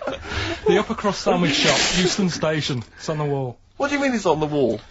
Do you know how it says, like, sail on at Dixon's, whatever? Yeah. Next to that, there was, like, a bit of information. Once you've read the stuff on Dixon's... Baguette information. There was a big thing about history of the baguette. I read it and I thought, We gotta make a sandwich we can spit down our trouser leg. But how can you march and fight with a huge piece of bread down your train? Although it would be intimidating. You see them coming, you go, sacre bleu, look at the size of them. They're big fellas. Well, blimey. I can't help but feel that could be a practical joke at your expense. yeah. do that. Well, the Earl of Do you ever Sandwich... question anything you read? If it's printed up, is that, like, fact for you then? Well, it's not funny. I mean, if they were trying to be funny, it's like... it's not, is it? So it's information. Have you heard us? Things sometimes want to be funny when they're not. That's exactly what happened with the sandwich. The Earl of Sandwich wanted something he could fit down his pants. And, it was those triangle cut sandwiches wrapped in cling film were perfect. You might be right. You might be right. I am. Because the Cornish pasty, so they could drop it down the mines, isn't it? Is it? They wrapped it up in atheists. We don't believe in ghosts, anything like that, anything supernatural. We're followers of James Randi, a genius of our times. But Karl saw something that proved us wrong. I'd like Karl to tell you what this proof was, what he saw it on, and look at him. Go on then. It was on Wednesday night. Yeah. I was watching. You see, the problem is I didn't get the full story, so you could pick holes out of it. Sure. Unlike your usual investigations into the supernatural. Which are It was called, can I just say what the programme was called? Mr. Exorcist. Oh, brilliant. So Sounds like an academic work to me. The bit that I caught, I just flicked it over, sort of seeing what's on the telly, and I thought, oh, Exorcist, I've seen it, but there's nothing else, and I watch it, and then I realised it wasn't the same thing. Yeah. Oh, I'll have a bit of this. And there was an old woman and a daughter, and as far as I was aware, the bit I picked up on, they were saying, oh, you know, it's dreadful, and unless you've been through it, you know, you've had ghosts in your house and that, you really don't know what it's like. Yeah, sure. And the main thing that seemed to be getting them down was the fact that the budgie was getting stressed. The budgie was getting stressed? Because animals can sense the other side, can't they? Can they? Yeah. Okay. So, and how was that manifesting itself? You don't know. What was the budgie doing? I think it just wasn't happy. Right.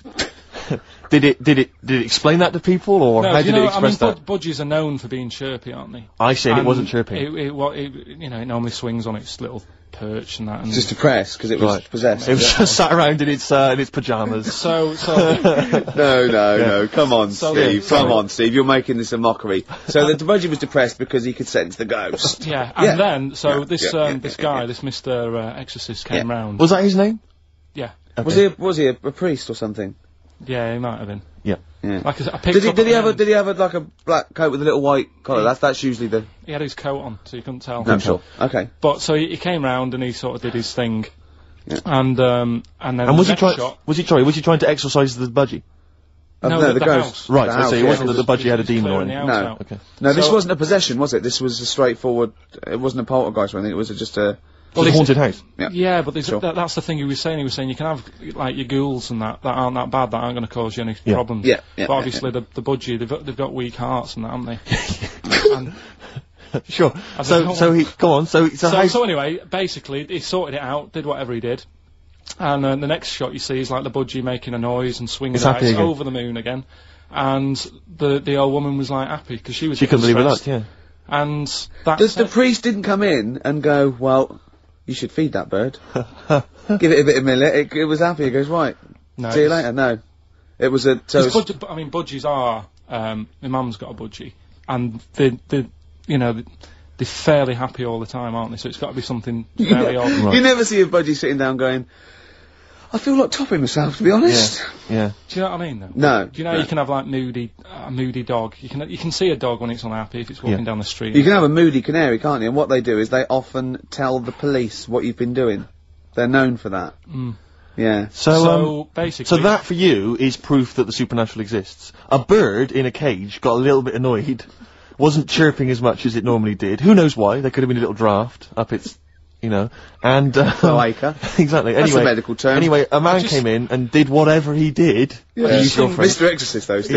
Yeah. This wasn't any bloke off the street. This was Mr. Exorcist. Yeah. Yeah. So and for you, that's the proof that there's. Just because, like, if it was a person, you go, oh, they're playing up for the camera. Yeah, a budgie could possibly act like that, Steve. Yeah, I see what you mean. You're saying a budgie would not be it wouldn't be trying to become famous. No, or just want to get on the telly. not like Lassie. No, sure. It was basically a show off. Yeah, or Champion the Wonder Horse. Yeah. What do you think?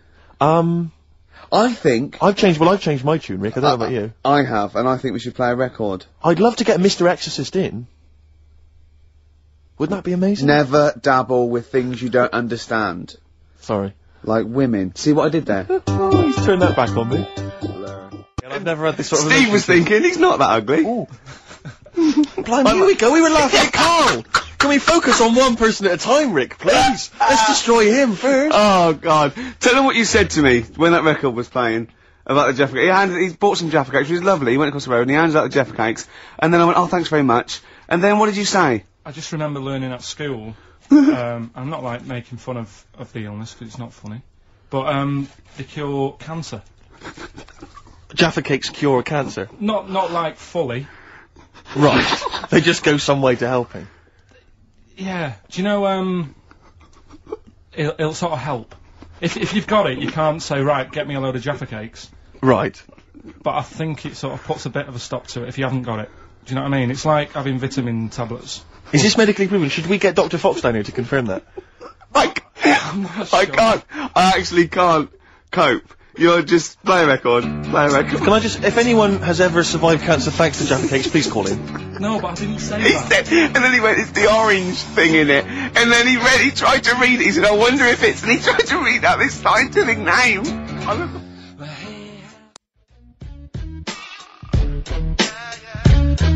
Farrah Munch, got ya. XFM 104.9. Well, as we promised, some feng shui. What do you want to know? Ratio of witness. It's one of those little books that you see at the sort of like the front desk of like Waterstones or Dillon's or one of those. And it's just, it's a little guide. It's, should I say what it is? I'm allowed, aren't I? Lillian Two's little book of, feng shui. And, obviously you can't go into it in depth, but it's some little, Just some little sort of nuggets, I suppose. Yeah, ratio of windows. The ratio of windows to doors in your rooms should not exceed 3 to 1. Too many windows cause all your luck to seep away. Obviously. Hello. It is also better not to have windows on the wall opposite the door. Is that the case in your place, Karl? Because you may need to brick that up when you get back later. I always remember, I used to work nights. Yeah. Right? And it was when my brother just sort of got kicked out of the army. Yeah. And my mum and dad went away on holiday, so he was staying with us.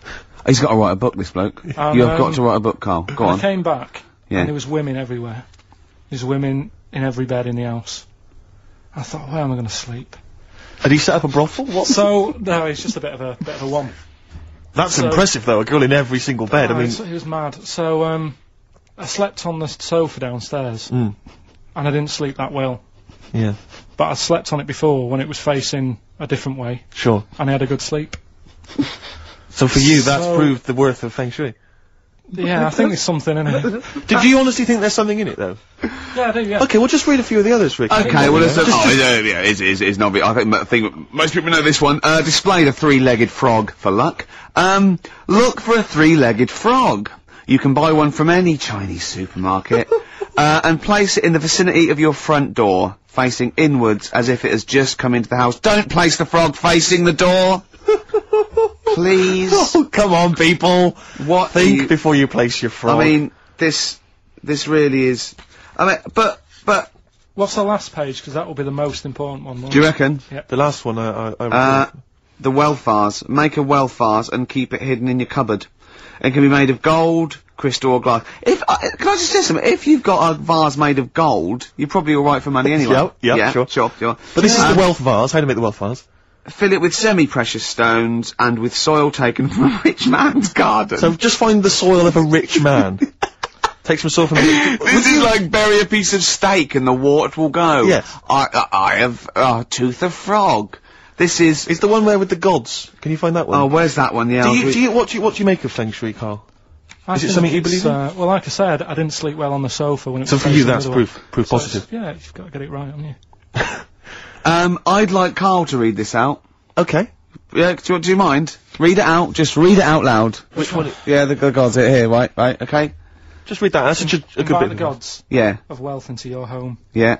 The Chinese have several gods of wealth. Yeah. Which they display in their homes to attract what? Prosperity. Prosperity. Oh yeah. Yeah.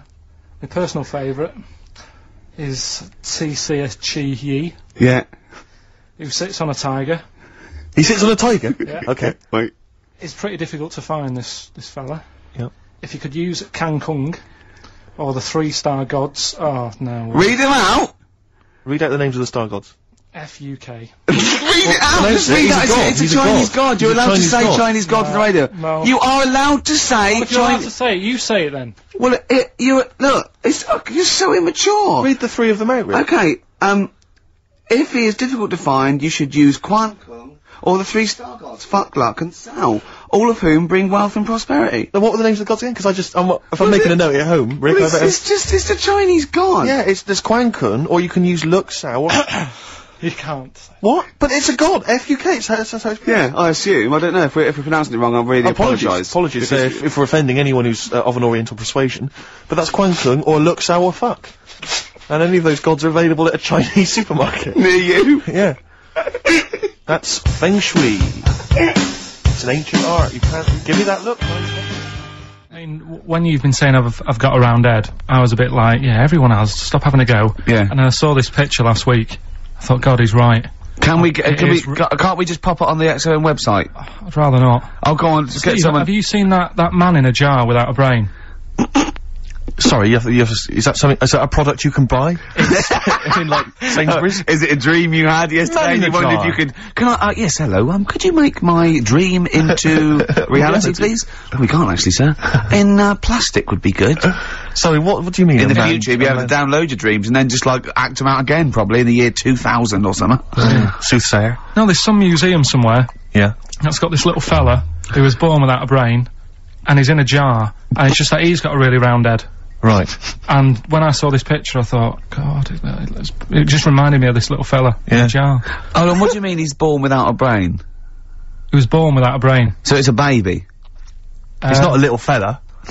Yeah, but it's weird. Do you know the difference? Do you have conversations with, like, people in prams thinking, that fella's little, and he doesn't talk much? Yeah. You know babies aren't, like, little people. Well, maybe... Well, they are little people, but I mean, they're not very small adults. They're not like midgets. They don't do a job of work, is what we're saying. Yeah, you're very, no. What do you mean? I didn't read about it, I just saw the picture. And this is where you're going wrong, Carl. This is always your mistake. You see the picture, you don't read the little caption. But what do you mean? How do you think guess at what you think the meaning is. But how did you know he didn't have a brain? He said something like the brainless man. Yeah, but people say that about you. It doesn't mean you haven't got a spinal cord. I bet somebody's seen it and knows what I mean. It's a famous picture. Right, call in 08700 800 1234. Once again, you win a prize if you can tell us what Carl is talking about. Just in general. It's an ongoing competition. We're trying to find some CDs to anyone who knows what Carl is talking about. Stereophonics, Vegas, 2 times. Well, we've had calls confirming that there was indeed, a fetus, or a stillborn child. A pickled baby. A pickled baby. No wonder it died. Born without a brain. But everyone has, pointed out that it wasn't a little fella. It certainly wasn't a little fella. No. Because it had been in the jar for a long time, I think it had aged a bit. What are you basing that on? You do carry on growing, yeah. Yeah. Your ears and your nose. Your ears and your nose. And your eyes don't grow, so, you could probably, yeah. I'll dig it out for you. Yeah. Imagine if, like, there was an experiment where they were raising a child just based on the information that we said on the radio. What kind of a person It was like would they download, be? yeah. And What kind of information would they and have? it took everything literally. Exactly. And that was Who Needs Enemies? Good question, lads. Nobody. This is XFM 104.9. I'm Ricky Gervais. Oh, they should print a little book of those. They're great. Oh, how you can relate any song or artist to anything else. Easy. Joyful. Easy. Well, yeah, so, me and Karl went out, for a beer, and it was great, wasn't it? Yeah, enjoyed myself. We started yeah, off, good. and you met my mate, Robin, didn't you? Yeah. And, some of the stories. Do you want to tell Steve some things about Robin that you Robin. learned? Do you know him well? Yes. Well, do you know about his worm problem as a kid? Go on. Right. He, what I can remember is he had worms as a kid. Not sure how you get him, he never answered me, he was getting a bit touchy about it. Right. This is like the second time I met him. I think he was a bit annoyed that Ricky told me about his problem. What now straight away, you not being there, instinctively, what do you think went on with this story about worms? My suspicion Yeah. is rather like when you told a group of people that Robin had once suckled milk from a cow's udder. Yeah. He told me that. Yeah, did he mention that as well? Yeah. Yeah. My suspicion is that, like the cow story, the worm story is not true. But And why, Robin- why would he get so sort of uppity about it? Well, imagine it's if, not true. imagine if that wasn't the first time he'd done it. Imagine if he did that every single time he was with somebody for the first time and Robin was, just met them. He will tell that story to anyone. But they do say there's no smoke without fire.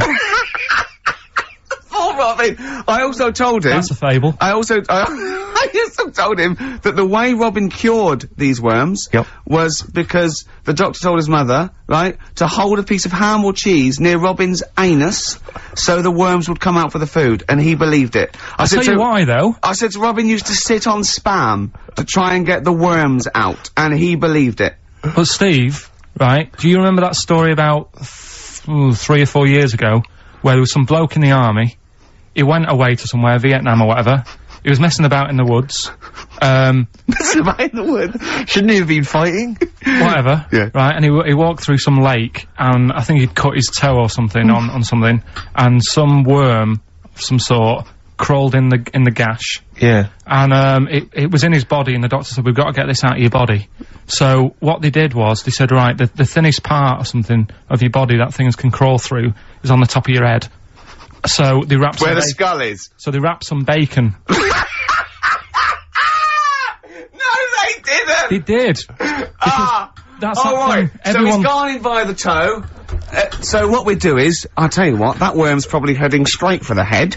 We'll put a bit of bacon on it. The thinnest part of the body is the skull. Of course it's not the thinnest part of the body. It's where your brain case is, isn't it? It's the skull.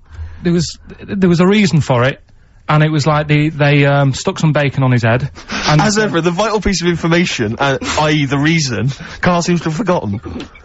Because the worm was in his body, and they said everyone likes the smell of bacon.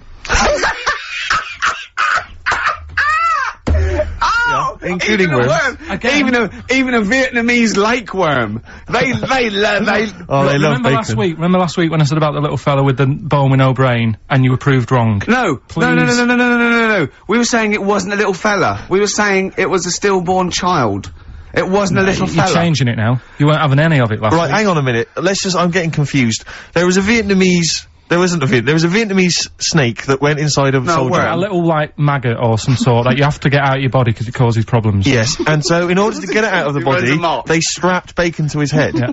That is great. This doctor. And did that work? I think so. They had a picture of him smiling. Oh, God, what, the worm or the bloke? The bloke. Oh, dear. Honestly, I hope someone knows the story. Right.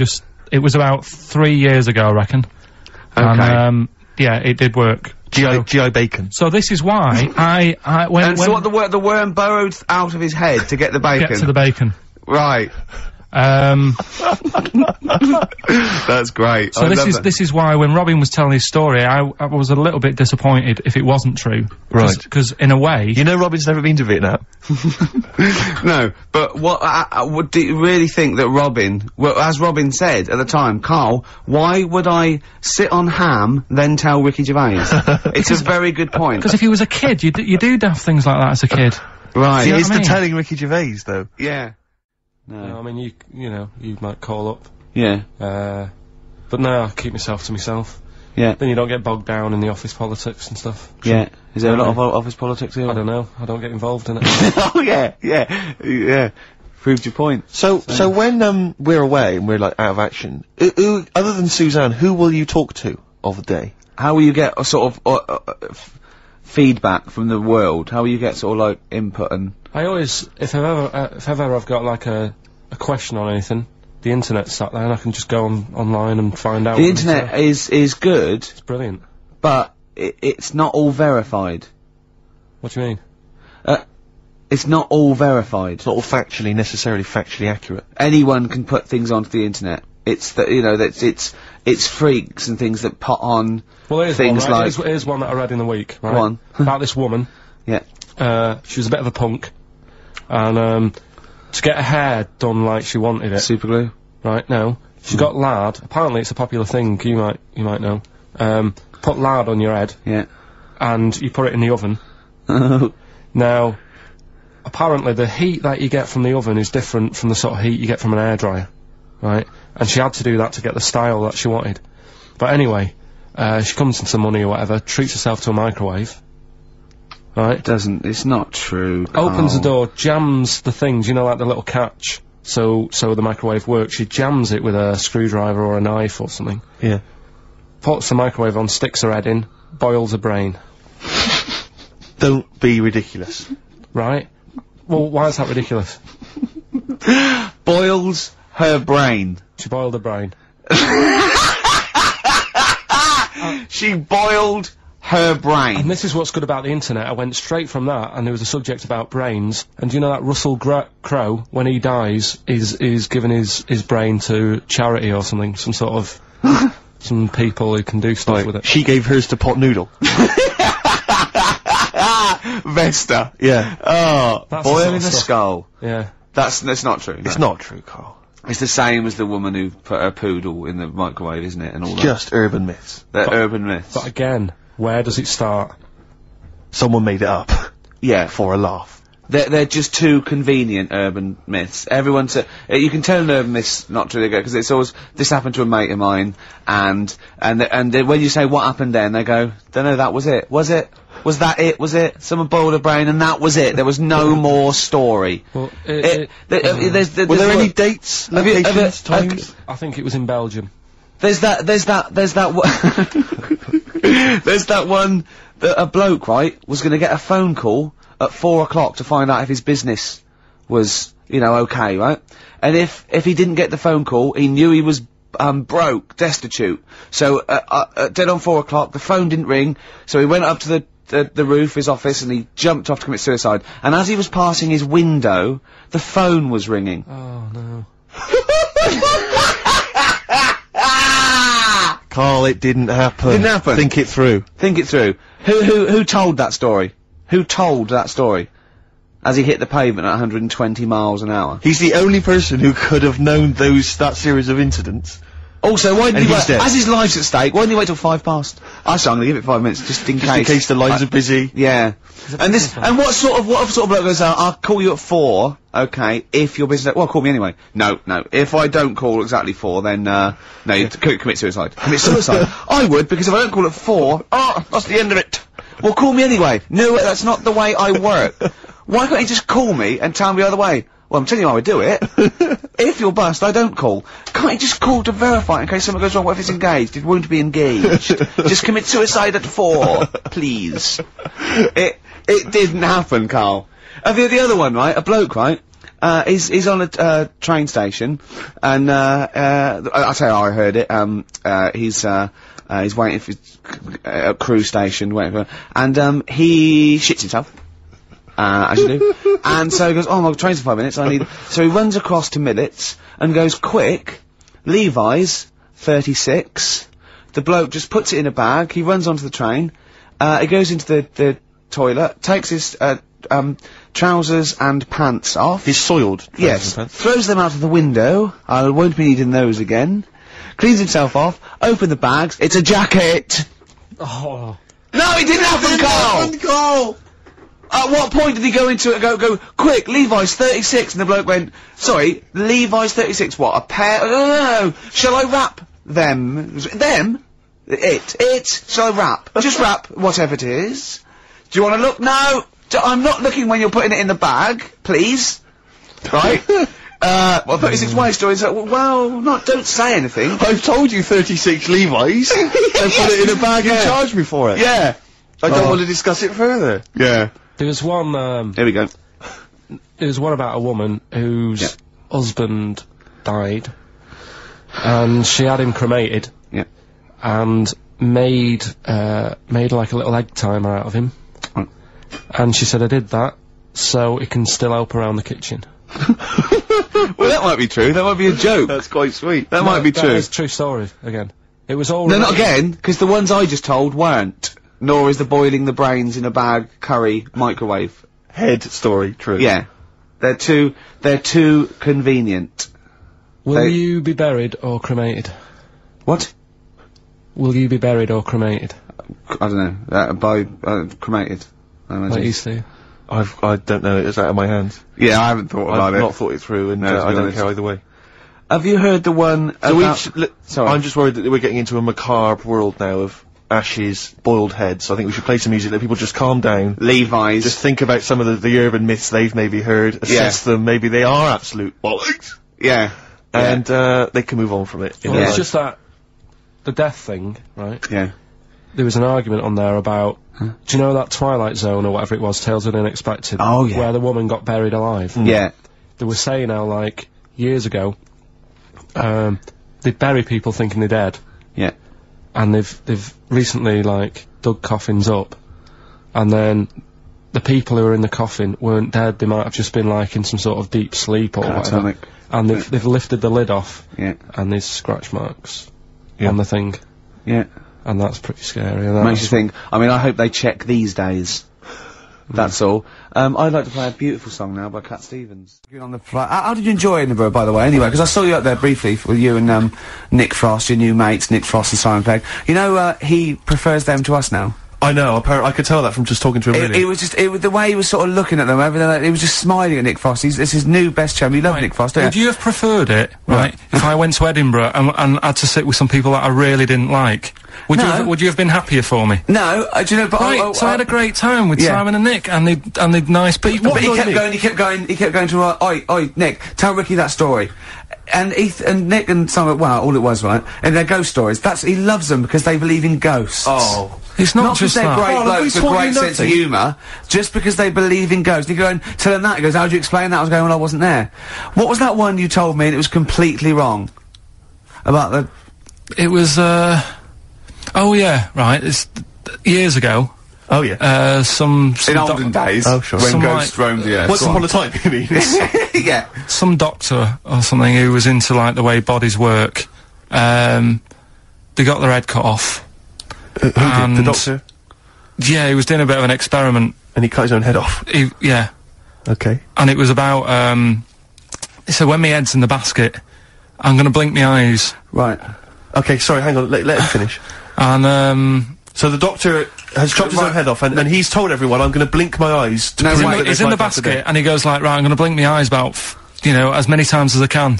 So quick, count them. And they count, and he got to, like, 15 before he died. Now, this is how Karl told me that. Till Nick Frost explained that, Karl told, he said, right, well, a bloke, right, he had his head cut off, and when his head was in the basket, he went, count how many times I can blink.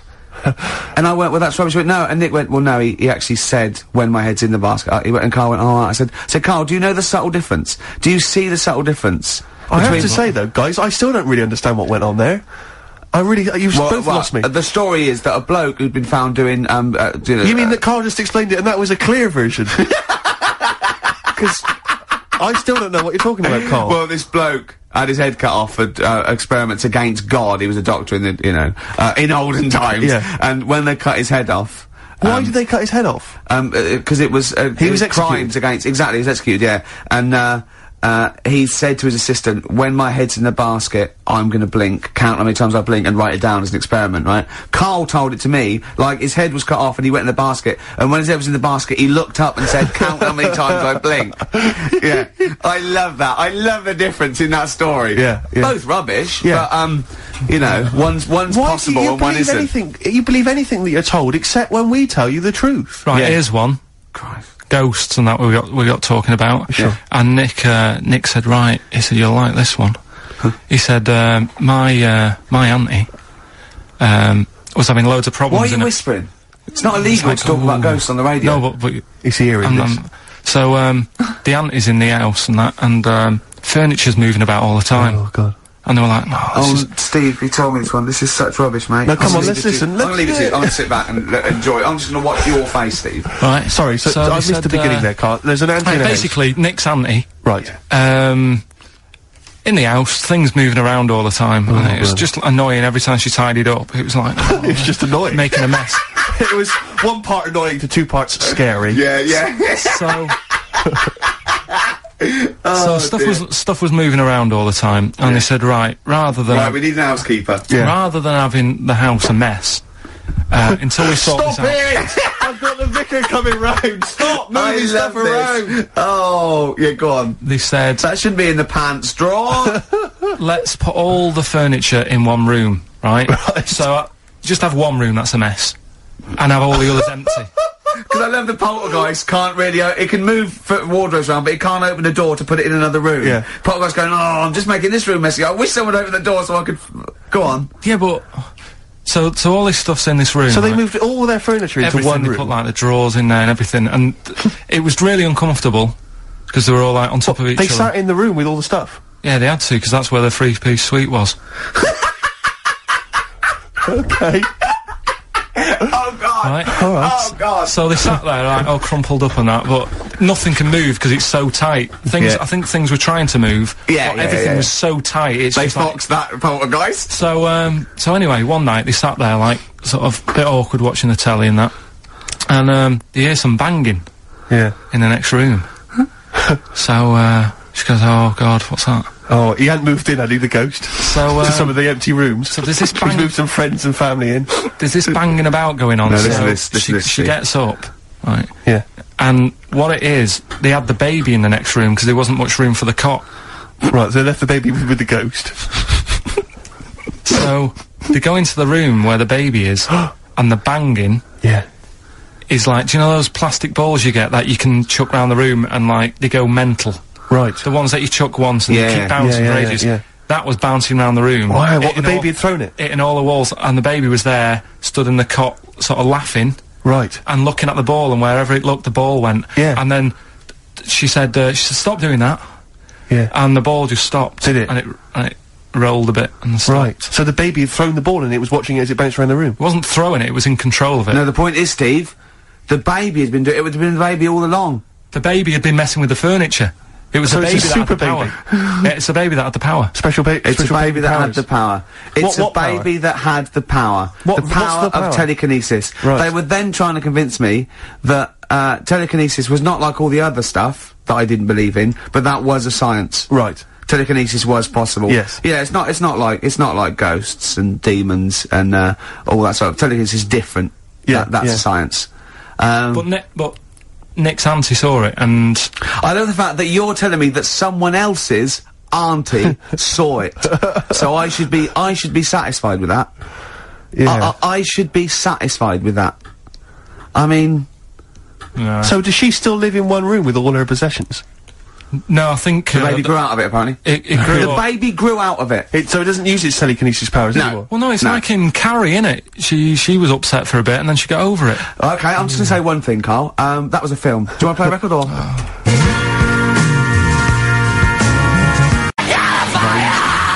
Get free. All right, on XFM 104.9. Can I just tell you a story that Carl told me a couple of weeks ago? Is this another ghost story? Another spooky story? Yeah. I called him out. What are you doing? He said, I said, I've just been reading ghost stories again. He went, he said, you don't believe in them, but how do you explain this? Right, I went, go on. He said, I'll tell you as he told me it. He went, bloke, right, just sitting at home, doing, you know, watching telly with his cat. And, the phone rings, and it's a bloke going, is that fire, in your oven okay now? 'Cause your wife called.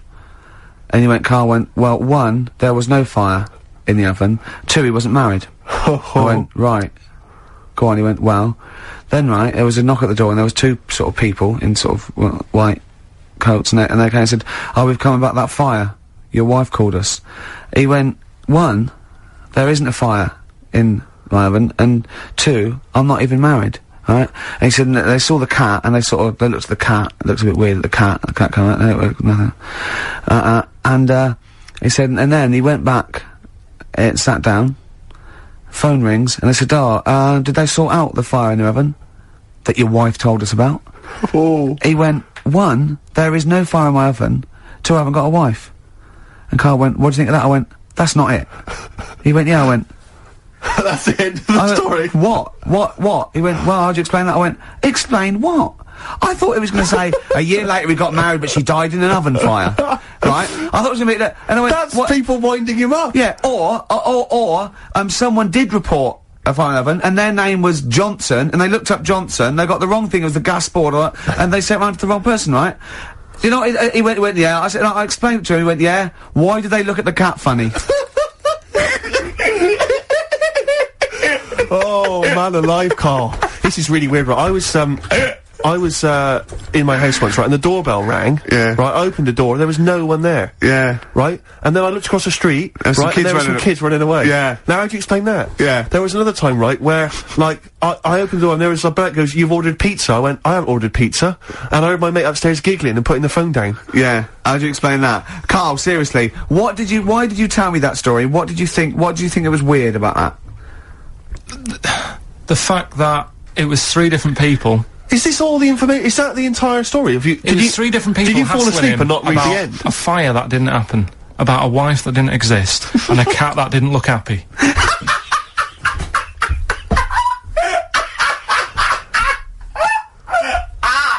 Oh, I'm gonna have a heart attack, Karl. What? I mean, why did they look at the cat funny? Because cats don't like, spirits, do they? What? The other blokes were ghosts? Yeah.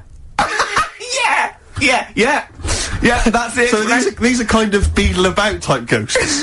These are ghosts who walk the earth as the undead, just winding people up slightly. That's lovely. That is lovely. Seriously, and a cat that did not look happy. But seriously, why would ghosts wander around just like winding people up? Oh. Maybe something did happen there years ago. Some fire, some woman might have died in a house of a fire or something. Yeah. And, it sort of all happened again. Yeah, it's certainly a mystery. It's a mystery. I mean, I can't. What's this book you were reading? You were reading a book, which is interesting enough. It was the For Tea and Times. Oh, Karl. Yeah. Well, I don't know what to say. Well, I'll tell you this, Karl. Here's a track that will spook you right out. This is Warren Zevon from what was it, like about 1979, early 80s? Oh, great track. Werewolves of London. Play this, Karl, but don't be scared. From 1978, Karl, Werewolves of London by Warren Zevon. Are you a fan of that?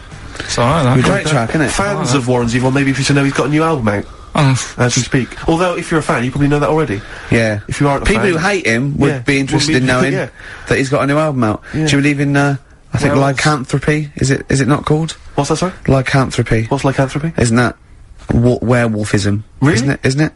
Do you believe in that, Karl? They've found stuff, haven't they? They've found kids walking about who are all hairy. Because they've sort of grew up with, wolves and that. Yeah. So. No, you see, 2 things there. You cannot take on acquired characteristics genetically. So, if you grew up with wolves, it wouldn't suddenly make you hairy. There's been pictures, there's been stories on it, and I reckon most people a lot of people have seen the stories. It's a popular thing. You mean the kids that are born hairy? No, there's kids who've been born hairy, right? Yeah, that's it. No, but listen, and they walk around on all 4s, and they drink milk from a saucer. Oh, Steve! This This is No, too remember, easy. listen, remember that time with the maggot in the head? Getting out with bacon, and you were like laughing, and then people called up and said, "Yeah, I've seen that. I've read about that." Yeah, this but is the same thing. Have you seen an XFM listener up close? Have you ever looked? They drink milk from a saucer. yeah, they've got to be kept on leads. People who listen to this show. There's no point me telling you about stuff. There is. It's comedy gold. When you were at school, did you keep arguing with the teacher saying you're talking rubbish there? Teachers didn't teach us about werewolf boys and ghosts. They taught us maths. God, right, tell the story about the manhole cover.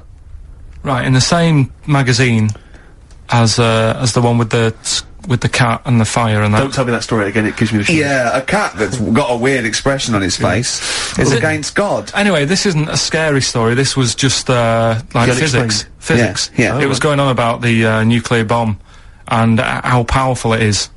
And, they put a manhole cover on top of one. Okay. Blew it up. Yeah. Never saw the manhole cover again.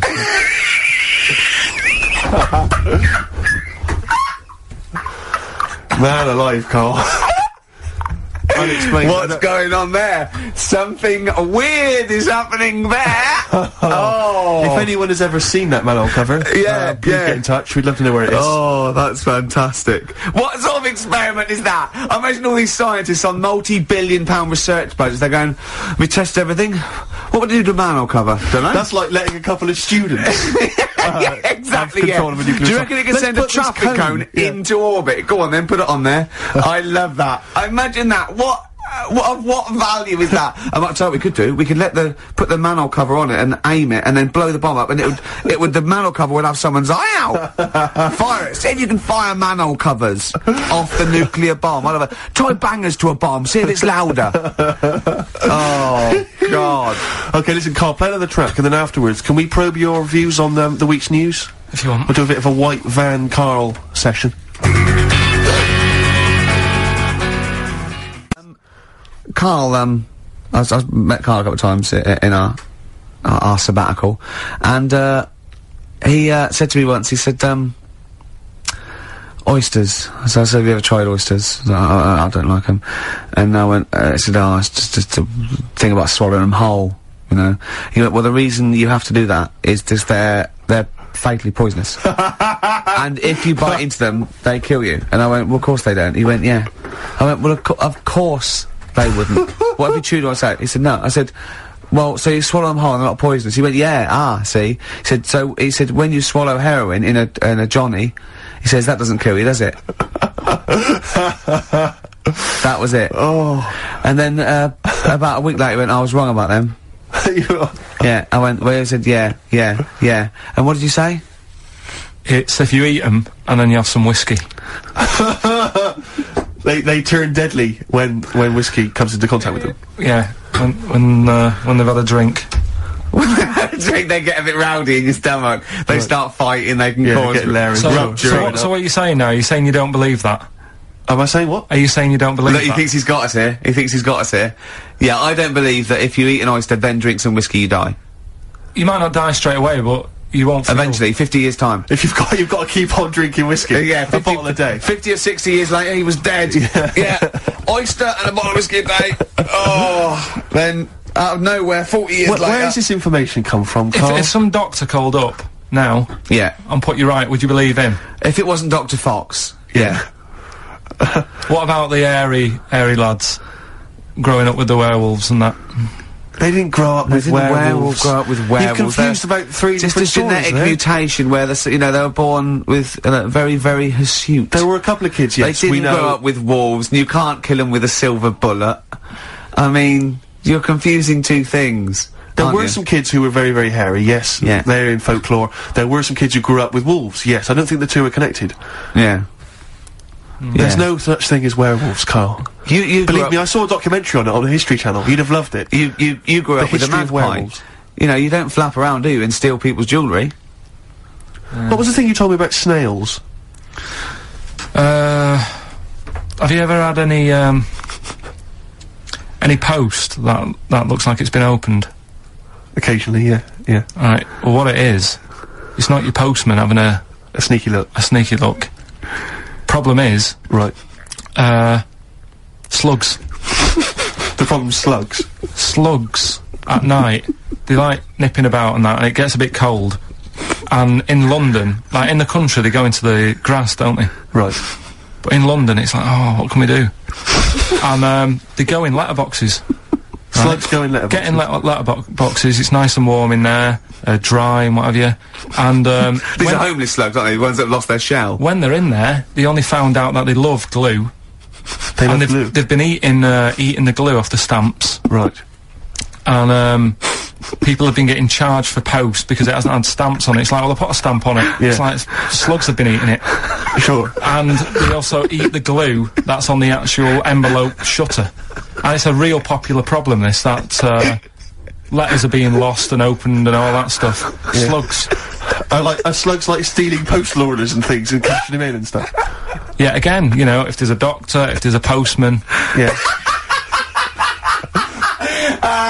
Well, with us, 2 expert witnesses, a doctor and a postman. So Posty, it's a real problem. When we see a slug's trail, or a snail's trail... It's glue. That's the glue they've stolen, is it? That's a little... I'm not gonna say yes to that, because I'm not sure. But we could follow that trail and find them, and they'd have a big sort of... big pile of letters. Our stamps and... Yeah, there they are. Like birthday cards from our aunts. Yeah, but £2 notes. Yeah. Oh, that's fantastic. Wow. Slugs. Wow. So, oysters and whiskey kill you, and slugs. Be very careful if you're going to go out this evening, you're thinking of having a whiskey, maybe some oysters, be very, very careful. Yeah, and if you are going to post a letter, please do not use tasty glue. I met Karl in the week again, I told you shouldn't do this, you know, you should but wait then when till he starts saying things like, oh, is this loud with the people? I go, no, save it, and we just sit there, and I'm scared to talk in case he goes, but, you did tell me a couple of little things, didn't you? True stories that, you know, that I mean, I enjoy. Can you tell, Stephen about the doctor? Right. Oh, God. Is this something that happened to a friend of yours, or is this, No, I read about it. You read about it, okay. There's this little lad, right? Okay. First of all, it's years ago, right? When they didn't have decent doctors in, like, every town and that. Yeah. And, this little kid is dead ill, right? Yeah. And the local doctor... Well, there's a phone call involved, so I don't really give the impression that it's like medieval times. Yeah. Yeah. But I didn't say that, I just said it's years ago. So this kid's ill, right? Yeah.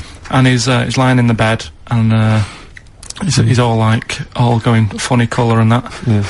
And his mum says, I'm gonna get the local doctor round. The local doctor comes round, and, she says, oh, so I don't know what's up with him. He said, leave it with me. Leave it with me? He said, the doctor said that? I'll have, he said, I'll phone up, a top doctor. Okay. Who was in America or somewhere like that. Yeah. And, so he goes to the phone in his office, and he calls America, and because it's years ago, the phone line isn't that good, it's all crackly and that, right? Yeah. So he's talking to the doctor, and he's saying, I've got this kid, he's a funny colour, and, you know, he's really weak and that. I don't know what's He's not giving him much to go on. Right? Sure. So, so the American doctor, right? Yeah. He goes, yeah, what you want to do? And it's all breaking up, right? Yeah.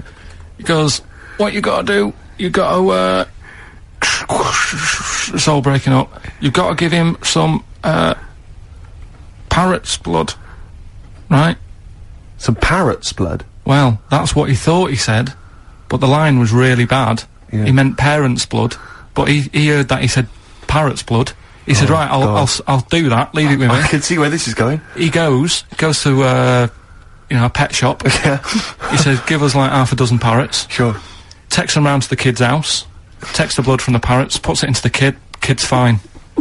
The kid's fine? It worked. Such a load of shite in my life.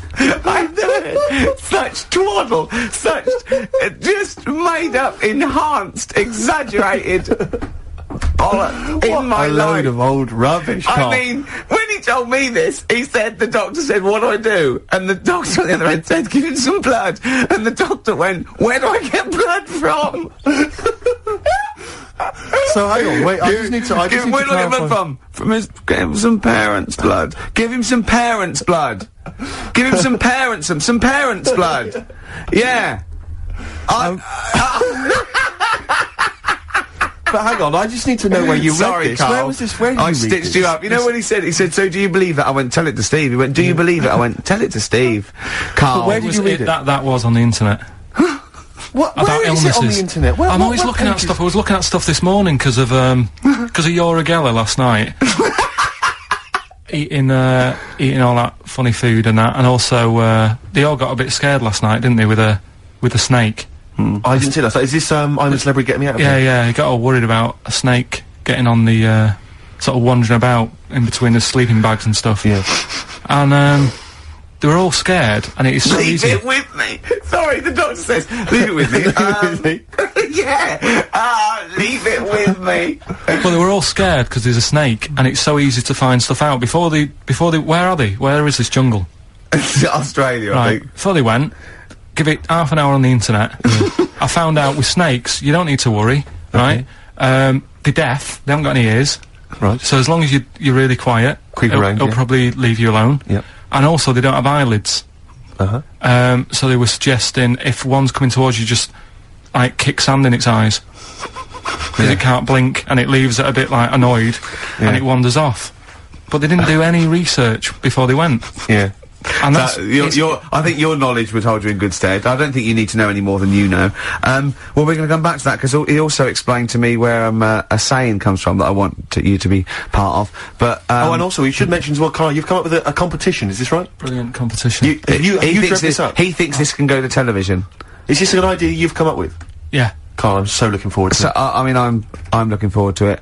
Continuing our exposure of myths and legends of Rockfall Tale, we expose that myth that some maybe older rockers have had it, and they've got they were never any good, and the kids today, I don't want to hear that. People like Rod Stewart. Rod Stewart's a great artist.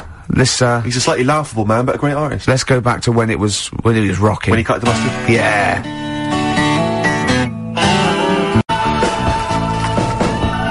Rod Stewart, You Wear It Well. Great tune. On XFM 104.9.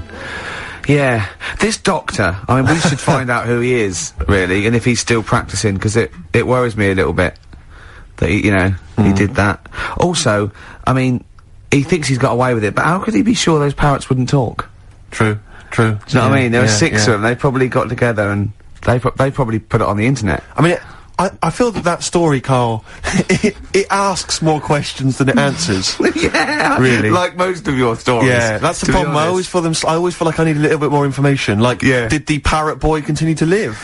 Yeah. You know, to a ripe old age, or did he die weeks later after this charlatan doctor who was going around, spurious things? Did he break his nose trying to crack a big nut? No, I think he was alright. He lived to a... See, I'd have shouted, if I was that doctor, I'd have shouted that down the phone. Are you sure you said parrot's blood? Yeah. You sure it was parrot's blood? Listen, I mean, I'm not the best doctor in the world, but did you say parrot's blood?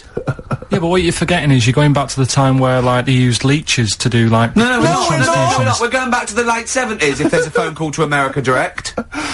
Come on, Carl. They weren't calling America, like, in the medieval times or in the Victorian age.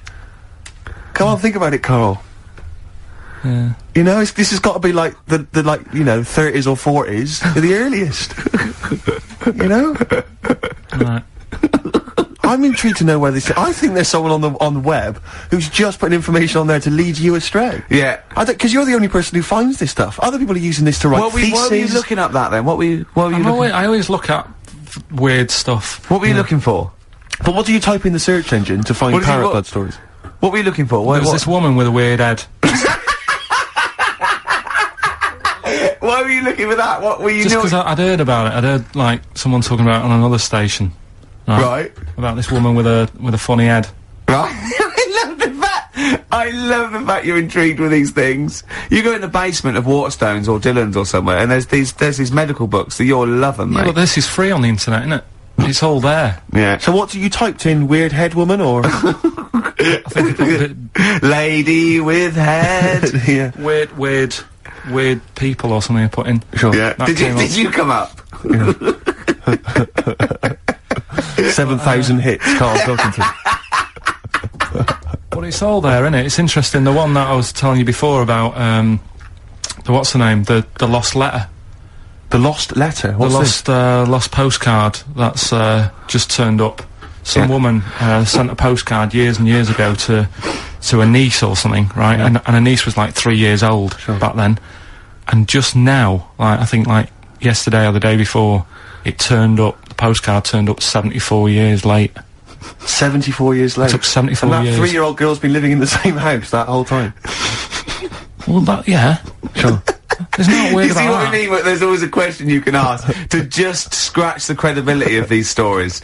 There's always, it's like the apocryphal tale. Was this the slugs? Was this those slugs from last week? Yeah, well, they're holding back because they're slow, because the postman slug is useless. His round takes him 74 years. Then he's got to go back to the beginning. He's got 74 years, and they can't carry the bag. That's where they go, that's where they turn to glue. That's where they turn to glue. Oh.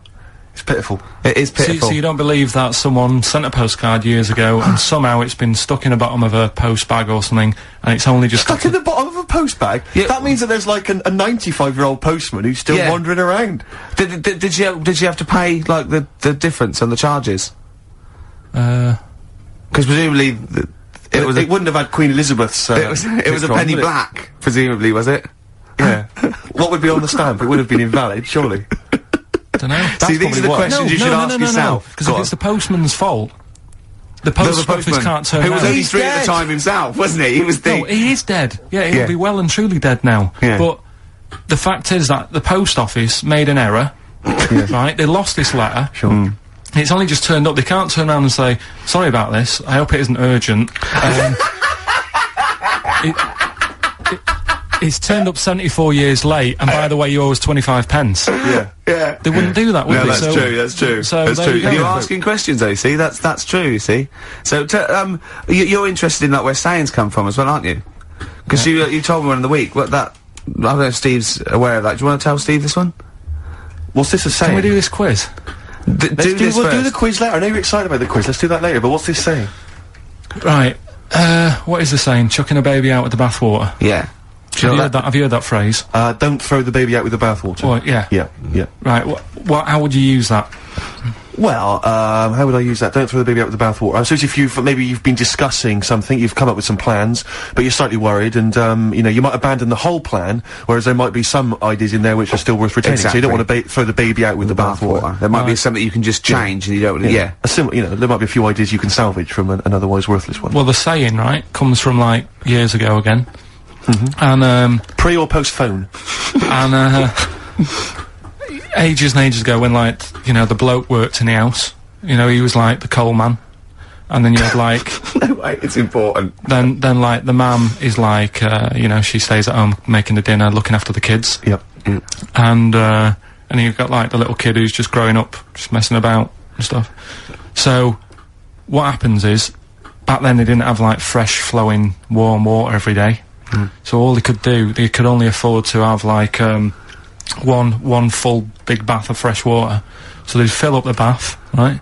And then the dad would come home and he'd say, oh, I've had a had a tough day at work and that, down the pit. And his wife would say, it's alright, I'm putting the dinner on. You're gonna have a nice warm bath. So, because he gets to bath first. Because he gets to bath first, because he's the grafter. And he's covered in coal. He's covered in coal, so the water's, like, minging by the time he's finished. Yeah. Right? And then the wife says, oh, after all my, cleaning the house and doing the cooking, I'm a bit sweaty now. She's covered in dust and grime. She has the next one. I'll have a bath, right? Yeah. At the end of the line, there's a little baby. Yeah. It's been playing out all day. Also got, like, little grubby knees and stuff, needs to have a bath. Yeah. It goes in the bath. Right? But because the water's so dirty... Sure. They go and empty the water out of the window. Can't see the baby in it. Chucking the baby out with the bathwater. That's where it comes from. I don't know what to say, Steve. Because I've heard this. I'm just... What do you think, Steve? So firstly, that sort of... I mean... that doesn't explain where do you start? You're struggling, aren't you? You're struggling where to start. Well, firstly, I can't see how we've now applied this to, I've been thinking of this for days, Steve, waiting for you to hear this one. These coal mining parents, deeply negligent. Yeah, I love They've left their baby in the bath, unattended. That's the way round to do it. The one covered in coal... Yeah. You go first. Sure. You go first. Don't wash the baby and then get in that. Yeah. One covered in coal goes first. That's the best idea. Yeah. Second most dirty one goes second, and then the clean little baby. Yeah. I think we should do him last because he's done nothing towards this family. But more than that, Rick, leave him to his own devices. Yeah. Jack, I'm just going to throw the water out. Yeah. In the bath. Don't check first. Have you checked that the baby's not in there? Don't No, check, I'm not don't even gonna waste bother. my time You'd checking. see it, you'd see it. I'd be able to see a baby. You'd see a baby in if there. If a baby was in here, I'd be able to see it. I'm just gonna throw it out. Yeah, I'm not even gonna look, to be honest, Jack. Not We've all even had our gonna bath. look, yeah. If the baby's in there, Yeah. then it should be making careful, itself Jack. We have lost 3 children this way. Don't worry. Where did you read that? With the acid. Right, tell the other story that you totally believe this as a true story, don't you? The fella with the being killed. Right, do you know how the other week we were talking about some fella who had his head cut off? And he said, when my head goes into the basket, I'm gonna blink a lot, see how many times I can blink. But if you remember, when Karl first told me that, it was, I think it was Simon or, Nick that pointed out, he goes, no, that's not quite right, Karl. Karl told me it, that he had his head cut off, and when his head was in the basket, it looked up and said, count how many times I blinked. Yeah, but he believed that as well. So he was happy, he was happy with that. Sure. Do you know what I mean? So yeah, a couple of weeks ago, there was a guy, he had his head cut off, and before he had it off, he'd said, I'm gonna blink to show that there's life after death, and he did 32 blinks, right? Sure. So, you two were sort of putting that down the other week. we were sceptical of that. So, I looked again on the internet? At some other website. Yeah. And there's a guy... Sorry, it's the website, just to clarify, the website is the place where you bought that property on the moon, didn't you? Because it was a bargain. Right. So, this guy... Been gazumped. Look, we'll see who's been gazumped when this world ends, I've got somewhere to go, right? And I know you'll be calling me up, saying, oh, can I come with you? Have you got, no, like, 2 doesn't square exist, does it? No, I've got acres. You're gonna have to stand deadly still on the moon in your 2 square foot. I've got about 20 There's no place for Suzanne, it'll just be you. 12 off, love. It's all those people with big heads and web feet that've been buying it all these years. Well, listen, right. Go on. Anyway. Play a record, tell us a story after it. We've been chatting for sorry, Karl. No, let's play a record. Play a tune, we'll come back with this. What's this, another ghost story? Let's play one of my favourite songs of all time, because I'm going on holiday and getting into a lovely, serene mood. Sorrento is probably from that. It's Neil Young, After the Gold Rush. Beautiful. Still to come, that competition as well, look forward to that, Karl's quiz. Yeah. What an amazing track that is. Tune, yeah. Neil Young, Dynamite. After the Gold Rush. So go on, Karl, sorry, go on, Karl. So just take us back a few steps, Karl. What's the story? Right, so I did some research. Right. Let's just recap again. There was a guy you read about who had his head chopped off, he was guillotined. Yeah. He had said to the people around him, I am going to blink once I've had my head cut off to show the brain that life can still... Or the brain can continue to work after death. Okay, so yeah, we queried that. So you weren't having any of it? Well, no, possibly for a few seconds, till the oxygen stops being fed to the cells because the blood has drained away.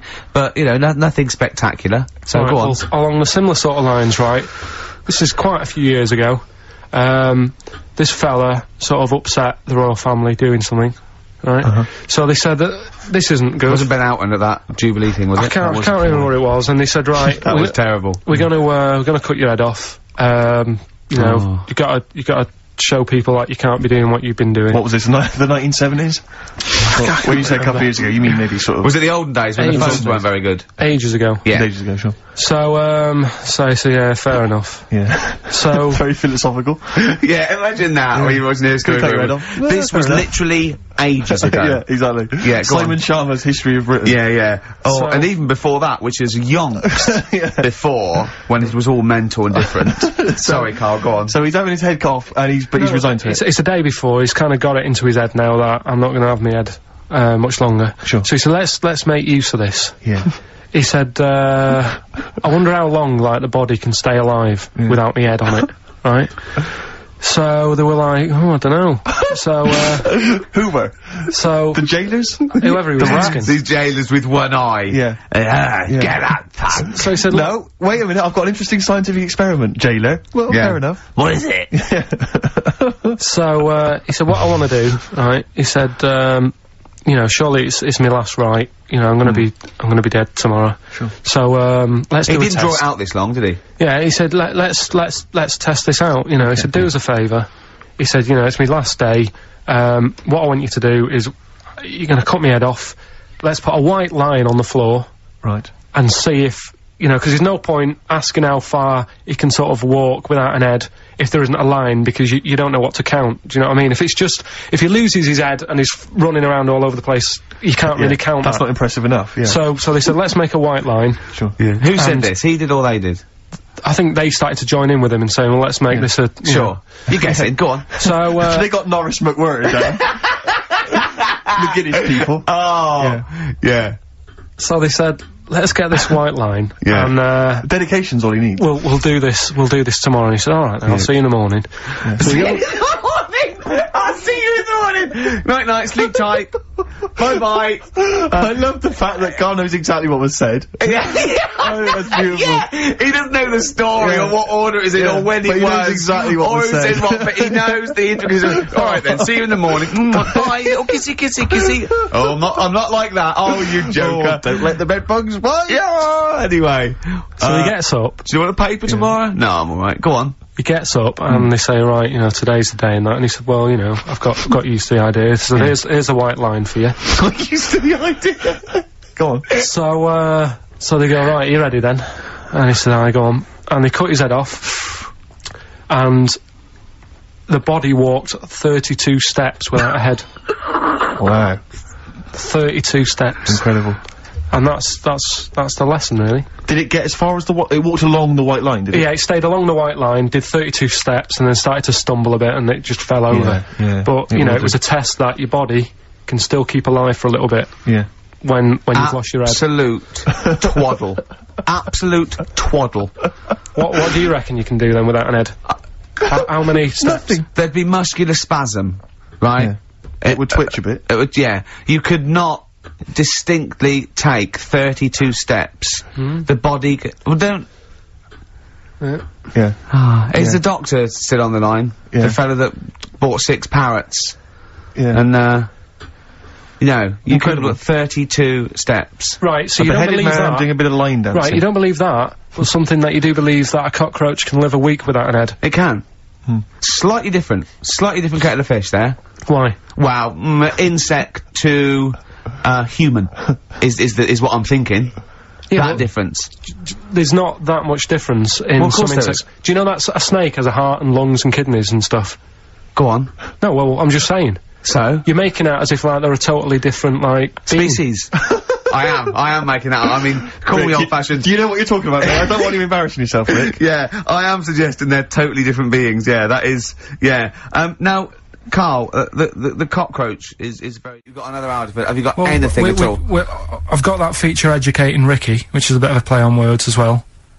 Right. Do you know the film, Steve? Educating Rita? Yeah. I see what you've done.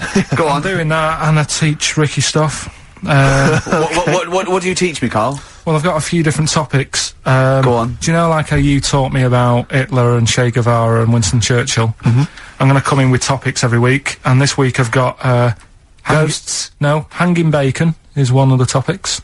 Say that again? Hanging bacon. Hanging bacon? All the titles... Francis Bacon? No, all the titles are sort of named to sort of tease you and get you more interested in it. Hanging bacon? Well, you've certainly intrigued me. Go on, what's another title one? Hairy Chinese Kid. I'm gonna go for that one. If there was a university degree with that title... Yeah, no, I'm gonna go for Hairy Chinese Kid, and I think. The final one, Alien Gives Man a Beard. Right, Alien Gives Man a Beard. I am gonna burst. Right, listen, Carl, you've got to tell me. Right, let's do it in reverse order. No, we're not gonna do it now anyway. What do you mean? We've got to do it now. I mean, this is the first interesting thing you've said in an hour. Okay, the listeners have just been subjected to rubbish and mistakes and everything for the last 6 months. Please, we've got to do Alien Gives Man a Beard. What is that? Tell us that. Right. Sorry, this is just you telling me something, is it? This feature is you telling me something. Well, teaching you something. Educating Ricky. Huh? So, are we playing it now? We're already into this feature. Well into this feature, are we? Yeah, I suppose we are, yeah. Should there not be a jingle or something? Yeah, can we have a jingle? There's no point, because look, I come up with ideas and you dismiss them straight away, so I'm not wasting my time making stuff. Right. If you don't like well, okay, let's play Educating Ricky. Right. Brilliant. Go. Right. Ding-a-ling-a-ling-a-ling-a-ling. Educating Ricky. Right, what we going for then? Hanging the bacon, Hairy Chinese Kid, Alien Gives Man a Beard. I think Alien Gives Man a Beard. I'd like to do that. Right, there's this fellow, I think it happened in America, and he saw a bright light in the sky. And, God, if you're bored. And he stood there. This is a true story, is it? Yeah. He stood there. Yes, of course it isn't, Steve. And he saw this bright light and it came closer and closer and it was a UFO. right? Yep. And he looked at it, and it disappeared, right? And he gets back in his car. He looks in the mirror. And he looks in the mirror. Yep. He's only got a beard. He hasn't. You sure it wasn't someone else who got in the car? And he was still standing out there? No, right? What? And it turned out, he got home and said to his wife or his girlfriend, it's a bit weird. So I just got out of the car to look at a bright light, and I got back in the car and grew a beard, and she said, never mind your beard, where have you been for 3 days? And what had happened is... He passed out because he was pissed. No. The UFO had taken him for 3 days. Yeah. But he'd only thought that he'd only looked at it and it went away. Yeah. But what had happened is, he took him, and he grew a beard because he hasn't had a shave. Right, okay. I mean, was Will Smith or Tommy Lee Jones anything to do with this at all? Did you see this on a video, maybe, and thought it was an educational film? No, it's from a book that some kind person sent in to me. Here. Can I just ask again, just again, I'm just throwing this right back at you. Do you think there's any other possible answer here? Right, a man is absent for 3 days from home. He's grown a length beard. of time that it could take to grow a beard, lest we forget. What if he hadn't actually seen a bright light in the sky? What if he was lying? What if he was lying? He'd got knocked unconscious, he'd had a car crash. Just lying. No, just lying. Or he was just lying. Yeah, he'd been on a bender, getting pissed for 3 days and that with was his his mates. excuse to his wife. And they went, Dennis, what are you gonna tell your wife? Well, wait a minute. Wait a minute. She's not gonna believe I was out with you, lads. Just say you're only away for a minute. No, I wasn't away from it because of the beard. Oh yeah, look, it looks like you've been out for 3 days. Well, we have, that's... Exactly. Right, okay, we've got to cover that then. Alien abduction. Great one. Okay, let's try that. Do you see? That's a little scenario there that could have been played out. So, when you say educating Ricky, what have I learnt from this? Never listen to you again. That's all I've learnt so far. Never listen to you. Yeah, we'll add a little bit more in here, right? To well, no, what do you mean add a little bit more? We'll add a bit more to this, what I'm educating you about. Go on. Right? There's only a law in America that says, if you touch a UFO, you're gonna get done. Now, why would they make a rule? I don't know do you know, like, all their rules have a Carl, I genuinely do not know what you're talking about. Right, do you know, like, how here they might have... Do you know what... I have no idea. Right. Okay. Do you know, like, over here... I'm listening to Capital on these headphones. I got Foxy on from yesterday. Right, let's bin that. No, wait, it's great. No, I want to hear about Airy Chinese Kid. Let's play a tune. Okay, play a tune, come back with Airy Chinese Kid, definitely. Some doors. Yeah, I just thought I'd go back, take it back to the 60s. This is a tune that a friend of mine sent me. If you touch a UFO, you get done. Soul Kitchen from the Doors. Shambles today, this. David Bowie, Slow Burn, yeah. Quite a Eno trilogy feel about it. Lodger and sort of low type, yeah. But, yeah. Enjoyable. Now, okay. That's stressful, isn't it? I think we've got things working now. We've had people coming in and out, just shaking their head going, shouldn't have bought that desk. But it's all sorted now, I think. And, you notice how it took, about 25 minutes for them to come down as well, though? Do you feel like we're maybe quite low in the pecking order in the building? Definitely. You know, it's like Capital First, Capital Gold. They can shoot off to other sort of pirate stations. People's car radios, then they come back here. Oh, dear. Oh, I had a job at Richer Sounds. Light fitting was, buzzing. Now, but we've got, thanks for listening. Right, okay, educating Ricky. What have we got? Airy Chinese Kid, go on. Right, yeah. This is the, I didn't want to do this. What do you mean you didn't want to do it? Well, I wanted to give you 3, and I gave you one. It was like the alien man gets a beard or whatever. Yeah, which was total rubbish, so this one should be better, maybe. Hairy Chinese Kid. Right, well, we've talked about airy people in the past. True enough. Haven't we? Yeah. You know, the little kids who grew up in woods and hung around with wolves and that. Yeah, again, you're confusing it. Yeah, there were some people that were born very hirsute. They were not the people who were brought up with wolves. You just put that together in your Homer Simpson type mind. Right, well, this is like a sort of close to that sort of story. Yeah. But the weird thing is, right, Chinese people aren't that hairy as a nation. No, seriously, that's a well-known fact. They don't have that much body hair and stuff. Okay. So this little kid who was born over there, he was like covered in stuff. Was he? And it was only his nose that wasn't hairy. The rest of his body was caked in hair, right? And his hair sort of What grew. sort of hair was it? Was it thick hair? No, what I mean is, was it sort of like a pony's mane, so he just looked like an Ewok? You know what I mean? Just like hanging down, sort of straight, dark hair. In the picture, it looked like it grows from his eyebrow. It grows from his eyebrows quite thick, and then it just goes all the way over his head. You don't think it was just really long eyebrows that he'd done a comb over? No, it was all over his body. It had a picture of like his back and that. Yeah. And had he styled it? Had he styled it at all? Did he have it in a quiff or? No, it was just hanging everywhere. all over him. Yeah. And they were like, you know, this is a bit weird, happening in China, where we're not normally that airy. That was the scientist speaking there. Yeah. And the local press and that were getting him down, calling him monkey boy and all this. Oh. And thinking Chinese press. But the doctor, yeah. Oh, they're cruel, aren't they? It's like those game shows. Well, that's Japanese, isn't it? Yeah. That's cool. Yeah. And the doctor said, I was Carl talking through all that time while we were just like talking to each other then. Because I turned round and I still saw he was talking. Go on. So anyway, the local press came down to see the hairy boy, the monkey boy. And they were like being tight, taking the mickey out of him, and the doctor said, throwing him nuts. Said he's only airy. Said, he's a healthy young kid. The only faults he's got is he's got a little bit of eczema and a boil. And he said everybody should just treat him the same, and I think he grew up a healthy kid. Yeah, so that's the end of the story. That's not a story. Why? But I've got nothing. I don't know what to say to that. So someone in China was born slightly hairier than the rest, and he was normal apart from eczema and a boil. That to me isn't a story. But if it is, I've got a million. I mean, it's sort of like bloke from Manchester went a bit bolder than the rest, got a job on radio. He was normal. I mean, that's not a story, is it? Some great adverts there on XFM. I enjoyed 1.9. Absolutely. We have to give away these 3 pairs. We have to give these away, Rick. Yeah. We've got 3 pairs of DJ Shadows. This is so jam-packed. I think we've planned too much for this show. We have indeed. Next week, I think we have a little bit flabbier next week. Rick, do less. Rick, can we chill out next week, please? Yeah. Go on then. So yeah, any ideas, guys? Any questions? Sort of DJ Shadow related questions? Any Shadow or DJ questions? Carl, any ideas? What does the word DJ mean? It's too easy. I'll tell you something I do know. Go on. Right. But I can't really get a question out of it. Go on, just tell us. There's a shadow somewhere.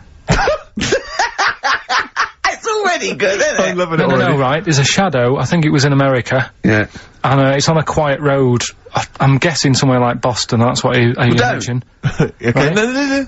Somewhere like Boston, and people at night used to see this shadow moving about, and they'd go, "What's that?" Right? And it got known, the town, the little local town got known for this shadow, but it didn't cause any problems. What are you talking about? Well, it was like, you've lost me. What are you talking about? Do you know, like, some places get famous, like, Scotland's got the Loch Ness Monster and that, but it doesn't cause any, but it doesn't cause any problems. It doesn't exist, go on. Right, so there's this shadow walking about on the road. What do you mean? No, what's he, again? Rubbish. Right, so he's walking about. Where did you read this? Where did you see this? He's walking about, this was on the internet, and I'm sure. Sorry! Sorry! Right. I thought it was shite. I didn't know it was on the internet. Right, so this shadow is moving about, and, independently of an object. Yeah, and the local mayor and that is like, yeah, it's a bit weird, but it's not harming anyone. The mayor involved! Was he elected to that post? Hey, mayor, we got a problem down here, seems like a shadow. Well, it's not causing any no, it's just causing any problems. Yeah, but that's the thing, it was left for years, and then it did start causing problems. I see, that's it. If you leave these shadows to go unchecked, Rick, they go crazy. Yeah. You let them run amok in the city. Yeah. You've got to stab down on Roman shadows. What did the shadow do? It was pushing people off the bikes. It was what? It was pushing people off the bikes. I'll find out more for that next week. Right, that'll tease them. Oh, you're a maniac! We'll do more on that. We haven't had time for educating. Please never have children. Right, listen. Just promise me now you'll never have kids. We haven't got time. Okay, listen, alright, DJ Shadow, have we got time to give these tickets away? Yeah, if they just call up, we'll... No, I'll tell you what, I've got a question, right? Go on. Where does Carl think this may have taken place? If you've been listening to the show, where do you think this evil shadow has been running amok? Let us know. The number, Carl? Good question. 08700 800 1234. So, but that's it. We are actually out of time. We are indeed. Now. Have I got time for a song for ladies? It's a bit tight. I was told to finish now. I know, but we've got to get finished early today, so. Why? Just because we have, and we're wasting more time talking about why we have to. Oh, this is pathetic. So, they call up, where did they see the ghost? Yeah. And you've got to pick the tickets up from reception. You can go tonight, see DJ Shadow. Shoddy, this is shoddy. Right, see you then. Lobe of this. Yeah, get a lobe of this, yeah. Well, that's a story about a girl who, she was deaf, right, for 4 years. And, it happened quite a bit back this. What year? Or was it? I think it was ages ago, was it? Yeah, quite a bit back. She was deaf for about 4 years. Having an argument with her mum, it said, which I didn't quite understand. Because I don't know how they do that. Yeah. But she was having an argument, and a man pushed her against a wall, and she banged her head, and her hearing came back. Okay. Was she wearing a Walkman, and it fell out? And she'd realise, there's no explanation. There's no explanation? Well, why is that teaching me something then? So I knew you'd say this, right? So I thought, right, I'll stick something on it. Do you know that bees are deaf? No, you can't just, no! If you ask someone something they don't know the answer to, they don't tell you something else. Just, I'll tell you something else then. I can't answer that, I'll tell you something else. Imagine that, if you asked a teacher. Look. How do birds fly? Wow, if you're gonna do that. Tallest building is, I mean, what? Well, that was the equivalent, Carl, of running away when we asked you a question. Yeah, the intellectual equivalent. Look over there, there's a monster. Yeah. Listen, what do you mean? What she, okay, so, So her hearing There's no explanation. There's no explanation. Or you don't know. Well, there isn't one, is there, really? It's a bit weird. Did the doctors not look into it? No, I think they just said, oh, that's good. So again, I don't. Where did this information? Is that if you read this on the net? Is that all they put on the net? There was once a deaf woman who hit her head and she could hear. Hearing came back. It was bizarre things about being deaf. Was there three was there? I've got that book. Yeah, it's a good book. That was there 3 more pages. You just couldn't be bothered to read on. Yeah. No, it was just a little bit. And it was there a little picture, a cartoon picture? No pictures. I just read it. Ow! Look, ow! If you don't want to know, if you don't want to learn, you know. Yeah. Okay, it's not his fault. Let me have it's not his fault. You gotta save this. This has got to teach me something. It'll be an interesting story. Right, it's not his vault. This fella, what year? Ages ago? Olden times? I'd say in the 70s. Okay. Would you? Any evidence for that? And, does he wear flares in the story? Right. Is that your reason? No, it's a bit like Yuri Geller, this fella, right? Where he's electric. He's electric. And, if he walks past the telly would fizz. If he walked past the radio, it all goes like that. Ooh. His hair stuck up all the time. And he'd be having a bath and everything would be alright, and then the power would sort of switch on in his body, and the electric in his body made him jump out of the bath. So... What do you mean, so? What is that so? What does that so mean? You've given us nothing. You've given us nothing. You'd have to at least give us the scientific explanation. Yeah. Electric eels have 400 volts in them. Oh, is this the running away again? What was that one called? Yeah, but but it's not his vault. But there's a reason not his vault. It's not his vault. I thought it was going to be something about keeping it safe. I think we should do these the other way round. I think you should tell us the story and then we'll hear the pun. It's not his fault. It's not his fault. Right, let's leave it. Play a tune. Educating Ricky. Doing it. We're not doing it. No, we are. Oh. But I'll tell you what though, talking about ghosts and that, do you know how I'm into them? Yeah. Right? How weird do you think this is, right? Well, it's not true. Before you say it, play a record. No, go on. Go on. Right, it's this woman. I don't even know if it's ghost really, it's just a bit weird. Sure. Yeah. Sure. There's this woman, and she's not a woman, she's a kid. Sure. Okay. Sure. She's walking down like a street in her area, it's a nice day and everything's normal. She's walking down, and a woman comes up, cycling past, right? The woman on the bike looks at the kid, absolutely terrified, right? Got a really scary face on her. Yeah. The kid's thinking, why is she doing that? Yeah. Right? So anyway, she thinks nothing of it, goes, you know, I think she was playing in the park or whatever, goes and has a nice day, About 15 years later. Oh, right, yeah. She's, I don't know, I think she was going to work, right, on a bike. She was riding her own bike. Riding her own bike. Cycling down the road. Oh, yeah. Looks at the kid. That's the thing that happened, like, 15, 20 years ago. Right. It's her on the bike looking at her as a kid. Right. Not another child. No. So it's her, she's seen herself. What, Carl? I mean, I don't know where to start. Firstly, where does this information come from? But I mean, why do you ever I mean, I don't know what part of that you think can be true. I mean, honest, I'm speechless. I don't know what to say. What are you talking about? Bit weird though, isn't it? But it's not true. It didn't happen. Nothing happened like that. She said it did. Well, then she's wrong. She said she saw herself. She saw herself as a kid, didn't she? Did she carry on riding and as an adult when she was a kid. Did she stop and talk to herself? Or did she ride on by and think, that's a bit weird, there's me as an 8-year-old. I won't stop, I'll be late for work. Yeah, if I'm late again, the boss said he'd be in trouble. Yeah. Oh. Well, and where is this information? Did it happen to someone you know? No. You overheard it on the bus? No, it was in the 14 Times. Ah, right. Well, that's the answer. Good. We've got to the bottom of that. Right, good. Brilliant. Now, what do you make of David Blunkett accusing... That was the main bit of the story, wasn't it? Yeah. But this one, right, we have sort of talked about it, and you weren't having any of it at the time. What? This next bit of science I'm telling you about. Go on then. Right? Remember when I told you about a lad who was living at home with his mum and dad, right? Everything's, normal life, go to school, that sort of thing. Yeah. Then, I think his mum and dad had an argument, and it kicked off a bit, and he thought, I'm sick of this. It's happening all the time now, they kept having arguments, so the kid ran off into the woods. Mm-hmm. Oh. Yeah.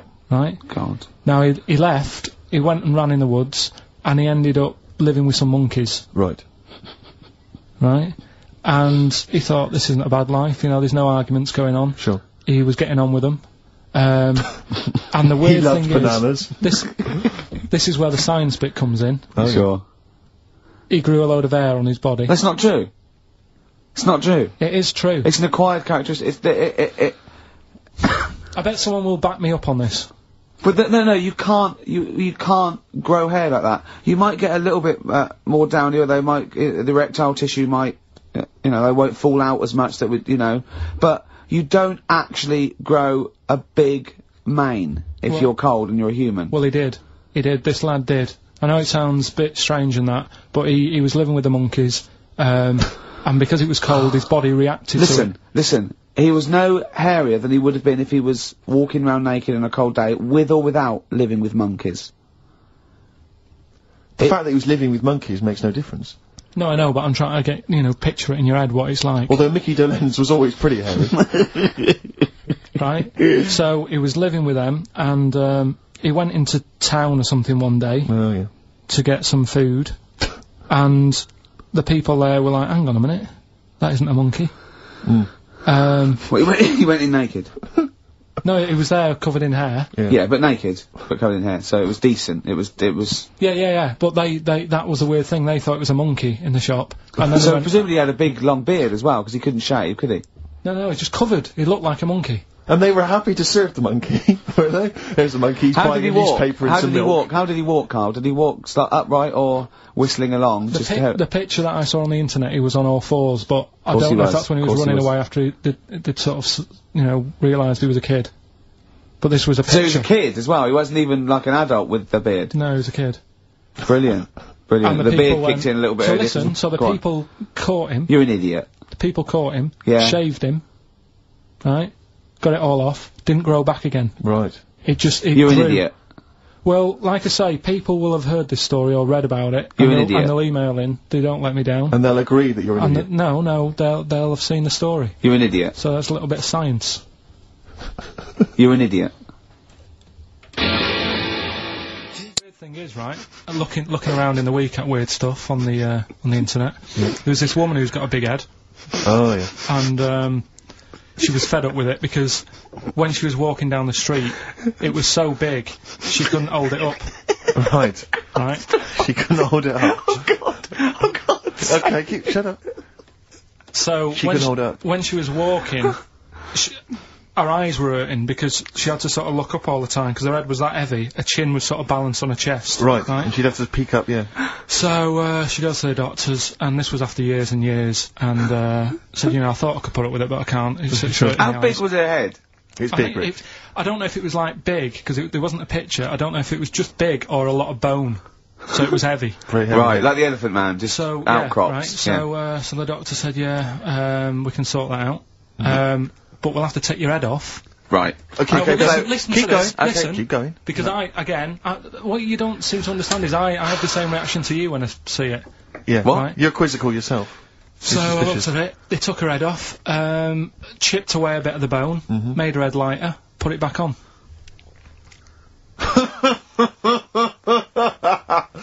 Right, play the Smiths. They took a woman's head off. Yeah, this is Asked by the Smiths. Yeah.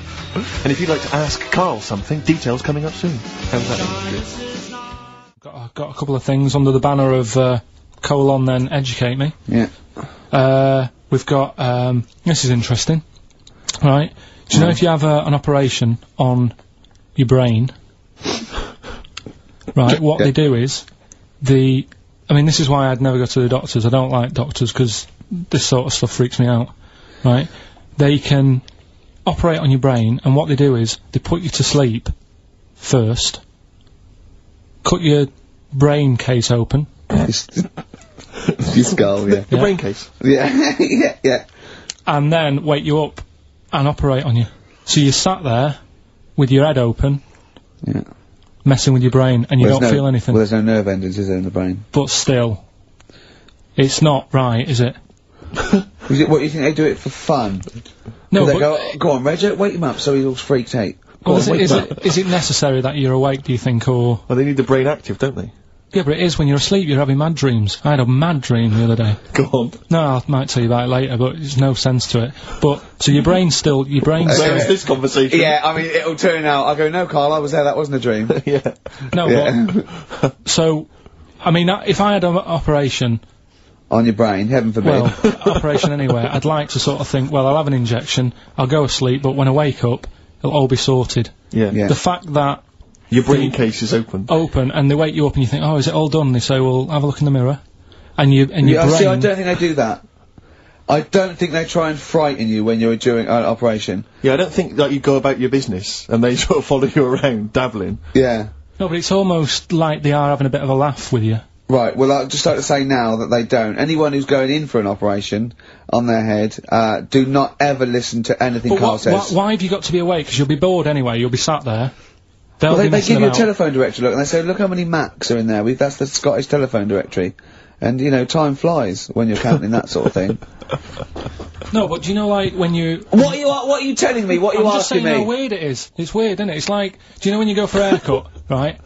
It's a bit embarrassing. Well, I don't anymore, but when you go for a haircut, it used to be you go for a haircut? It used to be a bit embarrassing when, like, they'd wet your hair and they'd make you have that sort of Hitler cut because your hair's wet, and I used to hate it, and I think, do you have to do that? Do you know what I mean? You know what I mean? Similar. It's very similar to open skull surgery. What I'm saying is, it's almost like barbers like to do that to make you look daft and feel daft for a bit, and there's women coming in and out, and you're sat there with a daft haircut. Yeah. And this is what that reminds me of. Do you think they do it in a shop window? This brain operation? I'm just saying, it's a bit weird. Do you think why are we doing it in John Lewis's?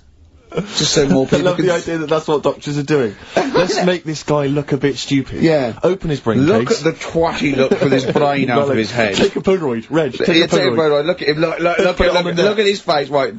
Right. Clock his face when I give him the mirror. Get this on camera. Put this fake nose and glasses on. Did you teach me something then? Was that educational? I've taught you that your brain case can be open when you're awake. And you just sat there sort of letting them get on with it. Brilliant. I've learned that. I'll never forget that. Right. Go on. Anything else? You'll love...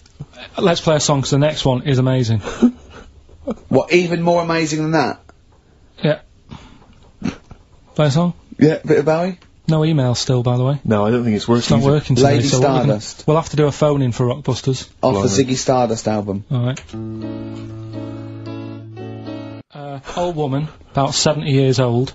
Yeah. She's normally fit and healthy and stuff, nothing wrong with her, she's having a good life. And one day, she goes for a check to the doctors, just to check herself out, 'cause she's getting on a bit. Yeah. Says, take your clothes off and that. So she does, and checks her out, says, yeah, you're looking good, you're looking good. Turn round, he said, oh God. He said, you got a tumour on your buttock. Right? So she goes, oh, what, can you do anything to sort it out? So they go, yeah, we could book you in for an operation, it's best if we remove this.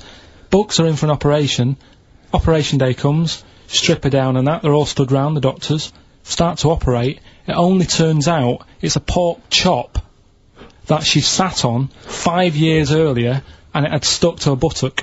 Right, Karl. I can forward you. Serious. Right, okay, Karl, I'm telling you now, I'm leaving. I'm never doing this show again. No, I'm serious. Honestly. You're talking, I've never had such you are, play a record. Play a record. I couldn't believe it. What do you mean you can't believe it? Stop the record, stop the record, stop the record. Right, okay, right, what do you mean you couldn't believe it? No, when I read it, I said, I've got to tell Ricky This woman had a pork chop stuck to her arse for 5 years, you mental case. Of course she didn't.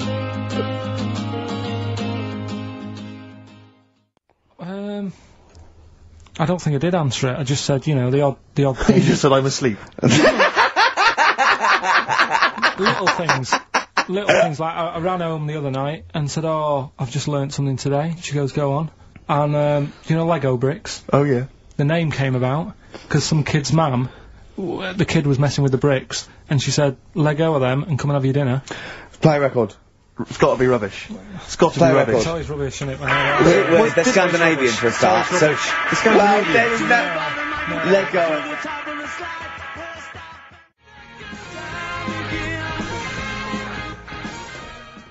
Interesting. Thanks for that. Whereas Lego was invented when a mother had sent someone to get some. Though there's no name for them. She went, "Can you go and get some?" There was a gap. He went, "Oh yeah, I'll go and get some," because they weren't called anything. Brought them back. Started playing with her. And then she went, look, give me those. He went, no. She went, let go, you idiot. Yeah, the actual explanation, various people have emailed us in or phoned in now. The company was set up in 1934. It's a Danish company, obviously. Yeah. Lego comes from the Danish words leg got, which means play well, and it was later discovered that it was also a Latin phrase that meant I study or I put together. Didn't they? I mean, whatever. Do you know what I mean? Why? What's the matter with you? What's the matter with you today? I'm just saying. What, you're fed up with people, taking issue with some of the stupid things you say? Lego was invented by a mother going, let go of that. What are we going to do with all the buildings? The earth might collapse. What do you expect people to say? Well, even our listeners know you're talking rubbish. And some of those aren't allowed to wear socks. I mean... Listen, right, last week... Got an idea, I can see it in your eyes. He's got a brilliant idea. Wait for it, go on. No. It's something, when I was looking on the web, found something out. Go on. It's a story about a woman who had a baby. What are you talking about? What? A woman who had a baby who was having a baby. It was no clearer when you repeated it. No! Carl! I don't know what to do. I don't know what to do for the common good, right? Pursue this line of inquiry, right? Because I don't know where it's going, or play a record. I'm actually torn. I don't know what to do. No, I remember seeing it and thinking, I've got to tell Ricky about that. It's brilliant. What should we do? Should we go with it? I mean, it's like, it's entering into the abyss. It's opening Pandora's box. It's peeking, it's going down to the cellar. I've got a couple of questions, though. Go on, then. Well, come down there with me. Okay, come down the cellar with me. Okay, right, Carl. What, first of all, it was on the web. What do you mean? The baby was what? Had another, was it, she didn't give birth, the doctor didn't find one of those set of Chinese dolls up her. Russians dolls, whatever they're called. That's what I pictured it like, those dolls where you take the head off and there's another one in there that all look the same, but no, the story was, there's a woman who's... No, don't just say it again, that's a headline. That's not a story. There was a woman who had a baby, That's not a story. Imagine handing that in as a thesis to loads of the BMA. There you go, and read that. That's a children's rhyme. Yeah, there was a woman who had a baby What do you mean? So she had a baby, right? Yeah. And, that bit's fine. We're okay with that. That's normal. That's normal. A woman had a child. Yeah, totally normal. She gave birth. Fine. Yeah. Next. Well, I don't know that much more. Apart from the fact that the baby's like roaming about. And then, 12 months later, she's like, oh. Interesting. So the gestation period of that baby was actually 3 months more than an adult. Yeah. Excellent. It's weird though, isn't it? So was the headline, "My baby's 12 months pregnant"? What are you talking about? 12 months later it had a— what are you talking about? Forget it. No, you haven't even finished the story. That what you said, and 12 months later, you didn't even finish the sentence. So what do you mean? No, I didn't read any more into it because I just saw that and I thought, that's weird, and then I just was thinking, oh, like, imagine the kid at school, at parents' evening. Go on. And it's like, well, your kid's pretty good, now let's have a look at your work, sort of thing. Don't you think that'd be weird? But what? Did the child have a baby? Yeah. Of course it didn't! Play a record! We shouldn't have gone down in the cellar. We should have just left the cellar door closed. I never learned. Monkeys, Pleasant Valley Sunday, brilliant. XFM 104.9, Karl Pilkington. This show is monkey heavy, isn't it? It is monkey heavy. Karl, if you were president, would you sort of make it compulsory to maybe have a little monkey? Everyone has a little monkey of their own? Little chimps out and out, old age pensioners? It's not a bad little, it's funny, you know, because there was, a story the other day, when I was looking for monkey news, right? There's a story about a couple who couldn't have any kids, right? There's something wrong with them, but they really wanted a kid. And they got some, dodgy email address where they could buy a baby online, right? It was someone who would have a kid, and you could buy it for $3,000 or something, right? Yeah. So anyway, they got one, they got picked, and they're like, brilliant, there's the money. Got the baby and everything, they were loving it. You know, playing with it and stuff. As it got older... feeding it. It got area. Oh, shut the oh, Karl! Turned out they'd been sold a chimp. You maniac. You stupid mank twat. How Don't talk shit. That is as if... what? Didn't know it. Oh, don't talk. Are you mental? You I love the fact stupid. that didn't make it into monkey news. I know, yeah. Well, it's a bit sad though, we don't like to bring the feature down. Yeah. But and how long was this into... it got area. They're born hairy! They're not born like humans then develop hair, because they go, hold on, we better get the chimp stuff kicking in now, because we're in the jungle! School photograph, they were like, hang on a minute. It looks a bit weird. Oh, you are just the rubbish. Mad, innit? Mad, innit? Mad, innit? Imagine, oh, God. But Just anyway. imagine if he was in charge. We did put him in charge of the country. Go on. Talking about this the other day. Yeah. Oh, what was it now? Listen, the fella, no, listen. Do you want, Alright, no, come on, alright, he's got it now. Go on. This fella goes to the doctors, right? Oh, right, okay. Right, if this isn't any way apocryphal, stupid, illogical, impossible, right, you are never, ever speaking again on radio. So make sure this is at least possible. I'll tell you what, I'll even give you improbable, but possible. So if anything that breaks the laws of the universe, or logic, okay, that's all you have to avoid. On you go. Right, so this fella, right, he goes to the doctors because he's got earache. Right. Okay, if a chimp's living in his brain... Go on. So he's got earache, he's sat in the waiting room and his ear's all bunged up and it's hurting a lot and what have you. So the doctor comes out and he goes, right? And because his ear's all bunged up, he doesn't hear it that well, right? So he thinks it must have been me, right? So he wanders in. Keep going.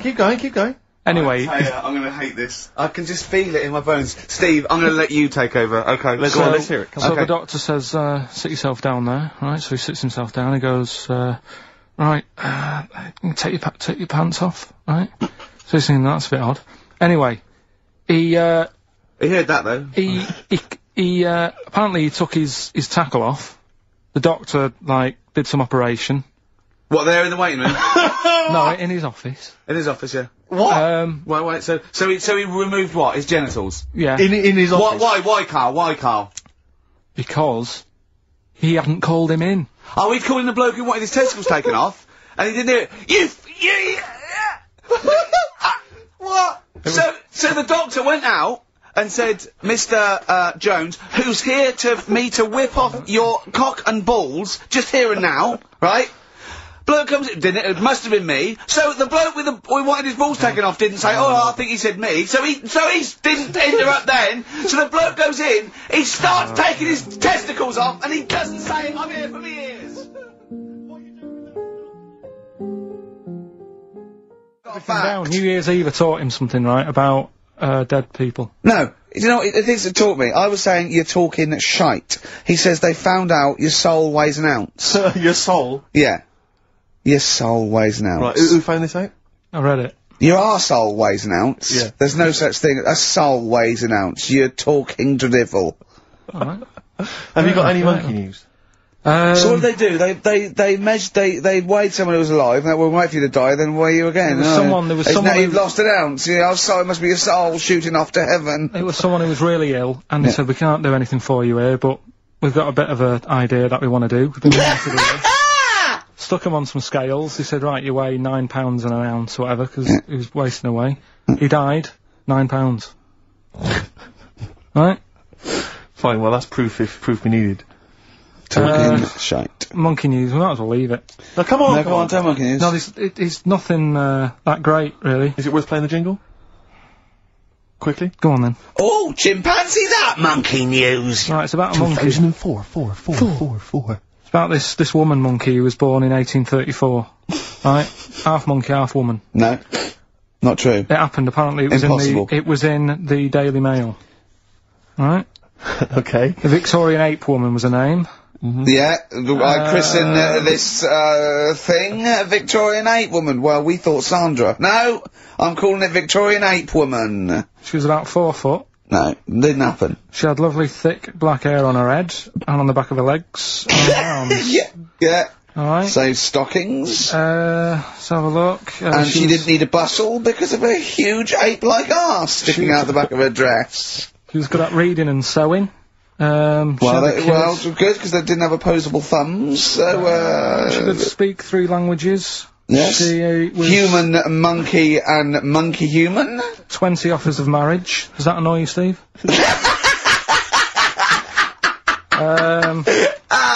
Absolute twaddle. Alright, well, That more rubbish than your soul weighing an ounce. Let's leave a Victorian monkey Let's woman. leave it there, then. See you next week with some more twaddle. I was worried we wouldn't have the old magic in 2004, but we're still talking shit. Merry New Year. Bollocks.